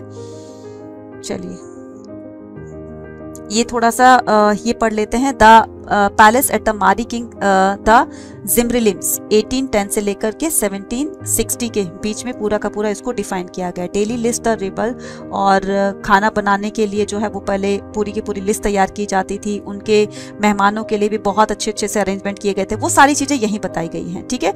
और इसमें बताया गया कि probably at the company at the many others in around the courtyard 106 paved the white you will see that, मतलब इतने सारे इसके अंदर रूम बनाए गए थे, ठीक है। और राजा जो है वो अपने कर्टियर्स के साथ में बैठकर जो है वो खाना वगैरह खाया करता था, पर वही सब इसमें डिफाइन किया गया, ठीक है। और अपनी वॉल्स को पेंटिंग के थ्रू उनको जो है वो डेकोरेट किया करते थे उनके पैलेसेस में, वही बताया गया है। King of Mari however had the vigilant herder of the various tribes were allowed to move the kingdom but they. तो ये सारी चीजें मारी के किंगडम के बारे में बताई गई है, मारी के किंग के पैलेस के बारे में बताई गई है, ठीक है।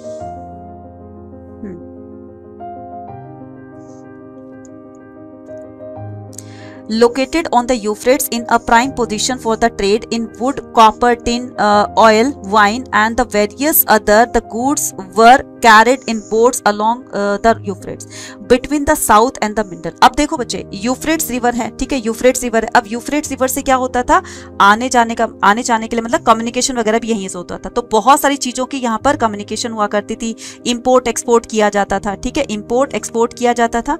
तो इस इंपोर्ट एक्सपोर्ट से क्या क्या चीजें जो है वो इंपोर्ट एक्सपोर्ट करवाई जाती थी, वहीं पर सारी चीजें दी हुई है कि located on the Euphrates in prime section for the trade the wood, copper, tin, oil, wine and the various other goods and they were carried in the boats। तो इनमें जो है वो बोट्स के थ्रू ले जाया जाता था along with the Euphrates between the south and the mineral rich upland of the Turkey। तो साउथ और टर्की के बीच में, ठीक है, साउथ और टर्की के बीच में क्या होता था, साउथ और टर्की के बीच में ये इस तरह का जो है वो कम्युनिकेशन होता था, ट्रेडिंग हुआ करती थी।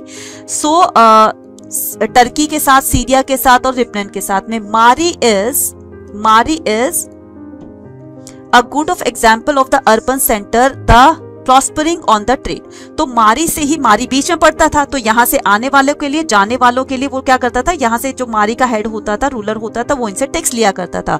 तो धीरे धीरे ये मारी के पास ना बहुत सारा पैसा आ जाएगा और ये प्रॉस्पर बन जाएगी, ठीक है, ये प्रॉस्पर बन जाएगी। Officer of this town would go abroad inspect of the cargo. Cargo क्या होता है, single river boat could hold the 300 wine jars, जिसके अंदर 300 वाइन जार्स होते थे बच्चे। और ये क्या होता था, ये एक एम्फोरा नाम का एक इस तरीके का ये कंटेनर होता था जिसमें कि वाइन वगैरह को फिल किया जाता था। डबल हैंडेड वॉर होता था, जार होता था, इसी में ही वाइन और अदर लिक्विड जो मटेरियल होता था उनको फिल करके ले जाया जाता था, ठीक है। Most of the important tables refer to copper from the, तो बहुत सारे टेबल से हमें पता चला कि उनके यहाँ पर कॉपर कहाँ से आता था, तो कॉपर आता था यहाँ से अलाशिया से। The island of the Cyprus known as for its copper and tin was also item of the trade। और टिन का भी ट्रेड किया जाता था। as the bronze was the main industrial material। जो इंडस्ट्रियल मेन मटेरियल था ना बच्चे, वो ब्रॉन्ज होता था। ब्रॉन्ज मेटल से बहुत ज्यादा जो है वो टूल्स और वेपन्स बनाए जाते थे। This trade was the great importance thus the along the kingdom of Mari was not military strong. इस तरीके से मारी जो है ना सिर्फ मिलिट्री पर्पस से स्ट्रॉन्ग हुआ बल्कि ट्रेडिंग पर्पस से भी स्ट्रॉन्ग हुआ, क्योंकि यहाँ पर इंपोर्ट एक्सपोर्ट जो होता था, ठीक है, वो उससे टैक्स लिया करता था, टैक्स से इनके पास पैसा आता था और पैसे से ही वो अलग अलग इंडस्ट्रीज में अलग अलग तरह की मैन्युफैक्चरिंग करवाता था, ठीक है, टूल्स वगैरह बनवाते थे, है ना, टूल्स बनवाते थे, वेपन्स बनवाते थे और बाहर इनको सप्लाई किया करते थे। तो इस तरीके से मारी बहुत बहुत ज्यादा इंपॉर्टेंट एक सिटी हो गया था, ठीक है। Now city in the Mesopotamian culture, ठीक है। अब यहाँ पर मेसोपोटामिया की सिटी के कल्चर के बारे में बात करते हैं, ठीक है। Mesopotamian value the city in the which people many communicate culture lived side by side after the city destroy the war they recall them in the poetry। और फिर ये जब सिटी पूरी की पूरी तरह डिस्ट्रॉय हो गई थी तो इसको पोएम के थ्रू लोगों को याद दिलाया जाने लगा, ठीक है। The most the poignant reminder to us the pride Mesopotamians took their city come to end the Gilgamesh। अब ये जो सिटी है, ठीक है, मेसोपोटामियन सिटी जो है उनका एंड कैसे होता है, तो उसका एंड बताया गया कि इसका एंड हुआ था, ठीक है, कि इसका हमें पता लगा गिलमिश एपिक से which was return on the 12 tablets. तो कि गिलमिश ने अपने 12 टैबलेट्स के अंदर इसको पूरा का पूरा स्टार्टिंग से लेकर एंड तक इसको डिफाइन किया। Gilgamesh is said to the ruled the city of Uruk. अब ये गिलमिश कौन था बच्चे, उरुक का हेड था। सम टाइम आफ्टर द एनिमेकर के बाद ये रूलर बना वहां का। A great hero who subdued the people for war and wide, ठीक है, बहुत ज्यादा ये पावरफुल था। He got the shock when his heroic friend died. उसको सबसे ज्यादा दुख तब होता है जब इसका फ्रेंड जो है वो मारा गया था, है ना। तो ये क्या करता है, ये किस तरीके से जो है वो अपने फ्रेंड को बहुत बहुत ज्यादा ये प्यार करता था और उसके फ्रेंड ने इसके हाथों में, ठीक है, वो अपनी जान दे दी थी, ठीक है, किसी वजह से जो है किसी ने अटैक करके उसको मार दिया था। और then he set out find the secret of the mortality. फिर इसको जब इसके फ्रेंड की डेथ हो जाती है तब इसके फ्रेंड की डेथ होने के बाद ये बहुत ज़्यादा दुखी हो जाता है और फिर ये कहता है कि ये मतलब दुनिया के अंदर इंसान जो आता है उसकी डेथ क्यों होती है। तो इसी बात को जानने के लिए वो क्या करता है, वो उरुक को छोड़ देता है और जाकर के जंगलों में घूमता रहता है कि मुझे इस सच को जानना है कि इंसान मतलब भगवान क्यों इंसान को पैदा करता है और क्यों उसको मार देता है ना, क्यों उसको अपने पास बुला लेता है। तो मुझे नहीं मरना है, ठीक है। सो मुझे इस दुनिया के अंदर अजर और अमर रहना है। तो उसी अजर और अमर की एक मेडिसिन लेने के लिए वो जंगलों में जाता है और इस बात की सच्चाई का पता लगता है कि ऐसा क्यों है और मैं मरना नहीं चाहता, तो मुझे एक अमृत चाहिए। तो वो जाता है, समुद्र के किनारे पहुंच जाता है और जो है इसको पता चलता है कि समुद्र के अंदर ना बहुत नीचे जाकर के और तुम्हें वहां पर अमृत मिल सकता है। तो वहां पर जाता है और किसी तरीके से उस अमृत को ले आता है ना। और उसका एक रूल था कि इसको ना मतलब बेदिंग करने के बाद ही इसको पिया जाता है। तो वो बहुत ज़्यादा थक जाता है, तो उसने सोचा कि चलो नहा धो करके और मैं इसको ड्रिंक करूँगा, ठीक है, इस अमृत को जो है मैं यूज़ करूँगा, पीऊँगा। और फिर क्या होता है कि जैसे वो नहाने के लिए जाता है तो एक स्नेक आता है, सांप आता है और उस अमृत को जो है वो फैला देता है या कुछ वो खुद ही पी लेता है। इस तरीके से जो थोड़ा बहुत उसके पास अमृत था जिससे कि वो अजर अमर हो सकता था, तो वो होप भी उससे छूट गई थी, ठीक है। वो बहुत दुखी होकर के वापस अपने उरुक आता है और इस तरीके से वो उरुक में आकर बहुत उदास और बहुत मतलब दुखी रहने लगता है, जिसकी वजह से बीमार पड़ जाता है और वो खत्म हो जाता है। और इसके डेथ होने के बाद जो उरुक जो था वो धीरे धीरे डिक्लाइन की तरफ जाने लगता है और एक टाइम आता है जब बहुत जल्दी उरुक जो है वो डिक्लाइन हो जाता है। इसी तरीके से मेसोपोटामिया की बहुत सारी जो है सिटीज डिक्लाइन होने लगी थी, ठीक है। क्लियर यहाँ तक? लिटरेसी एंड द राइटिंग, तो इसमें लिटरेसी और राइटिंग में बताया गया है कि किस तरीके से मेसोपोटामिया के अंदर लिटरेसी और राइटिंग स्किल जो है वो इमर्ज होती है। तो ये जो आप कैलेंडर का कंसेप्ट देखते हो ना कि कैलेंडर में जो है वो 1 मंथ में 30 डेज होते हैं या फिर 1 डे में 24 आवर्स होते हैं, तो ये पूरा का पूरा कंसेप्ट जो है वो मेसोपोटामिया के लोगों ने ही दिया हुआ है, ठीक है, मेसोपोटामिया के लोगों ने ही दिया हुआ है। When the solar on the lunar Eclipse were observe, जब ये सूर्य ग्रहण चंद्र वगैरह जो देखे जाते हैं ना, ये भी इन्हीं की देन है, ठीक है। तो ये सारा का सारा जो लिटरेसी वगैरह का पार्ट था ये सारा मेसोपोटामिया की देन है। None of these monument Mesopotamia achievement would have possible without writing. तो आप ये अंदाजा लगा सकते हो कि बिना राइटिंग के, ठीक है, बिना राइटिंग के ना ये मेसोपोटामिया की अचीवमेंट्स डेवलपमेंट होती और ना ही इस तरीके से यहाँ से आइडिया लेकर हमारी पूरा का पूरा वर्ल्ड जो है वो डेवलप करता। तो आप देख सकते हो ना कि राइटिंग जो है वो राइटिंग से ही सिटी लाइफ इमर्ज होती है और राइटिंग से ही पूरी दुनिया के अंदर क्या आ जाता है, एक तरीके का बहुत बड़ा चेंज आता है, ठीक है। और तभी से ये राइटिंग जो है वो स्टार्ट हो गई थी। तो ये है क्या, ये आपकी अर्ली लाइब्रेरी, ठीक है। तो इसके बारे में थोड़ा सा आप पढ़ लीजिएगा। यहाँ से क्वेश्चन तो नहीं आते हैं बट फिर भी हम क्या करेंगे, इसको थोड़ा सा देखते हुए चलेंगे, ठीक है। ये आपकी अर्ली लाइब्रेरी है। तो इसमें यही बताया गया है कि इसमें कितनी सारी टैबलेट्स पाई गई थी, उनमें क्या क्या लिखा हुआ था, ठीक है। यहाँ से ये क्वेश्चन नहीं आते हैं तो आप इसको थोड़ा सा जाकर के रीड कर लीजिएगा, ठीक है। एंड अर्ली आर्कियोलॉजिस्ट, तो अर्ली आर्कियोलॉजिस्ट ने क्या कहा, और ये है इसकी टाइमलाइन से 1-2 क्वेश्चंस पूछे जाते हैं। टाइमलाइन का मैं बता देती हूँ जो क्वेश्चंस पूछे जाते हैं, ठीक है। फॉर एग्जांपल पूछा जाएगा आपसे कि बिगिनिंग ऑफ द एग्रीकल्चर, ये यहाँ से क्वेश्चन आता है कई बार कि एग्रीकल्चर मेसोपोटामिया में कब स्टार्ट हुआ, 7000 to 6000 BC ऑनवर्ड्स, ठीक है। आयरन का यूज कब से स्टार्ट होता है, 1000 BC ऑनवर्ड्स। अब ये BC क्या होता है बच्चे, यानी कि जीसस क्राइस्ट के बर्थ से 1000 ईयर पहले, ठीक है, आयरन का यूज स्टार्ट हुआ था, ठीक है। तो आज से लगभग लगा लो 3200-3300 के 3400 साल पहले, ठीक है। सो उसके बाद यहाँ से क्वेश्चन आता है, ठीक है, कि सुमेरियन लैंग्वेज को अकेदियन लैंग्वेज ने कब रिप्लेस किया, तो 2400 BCE में, राइट।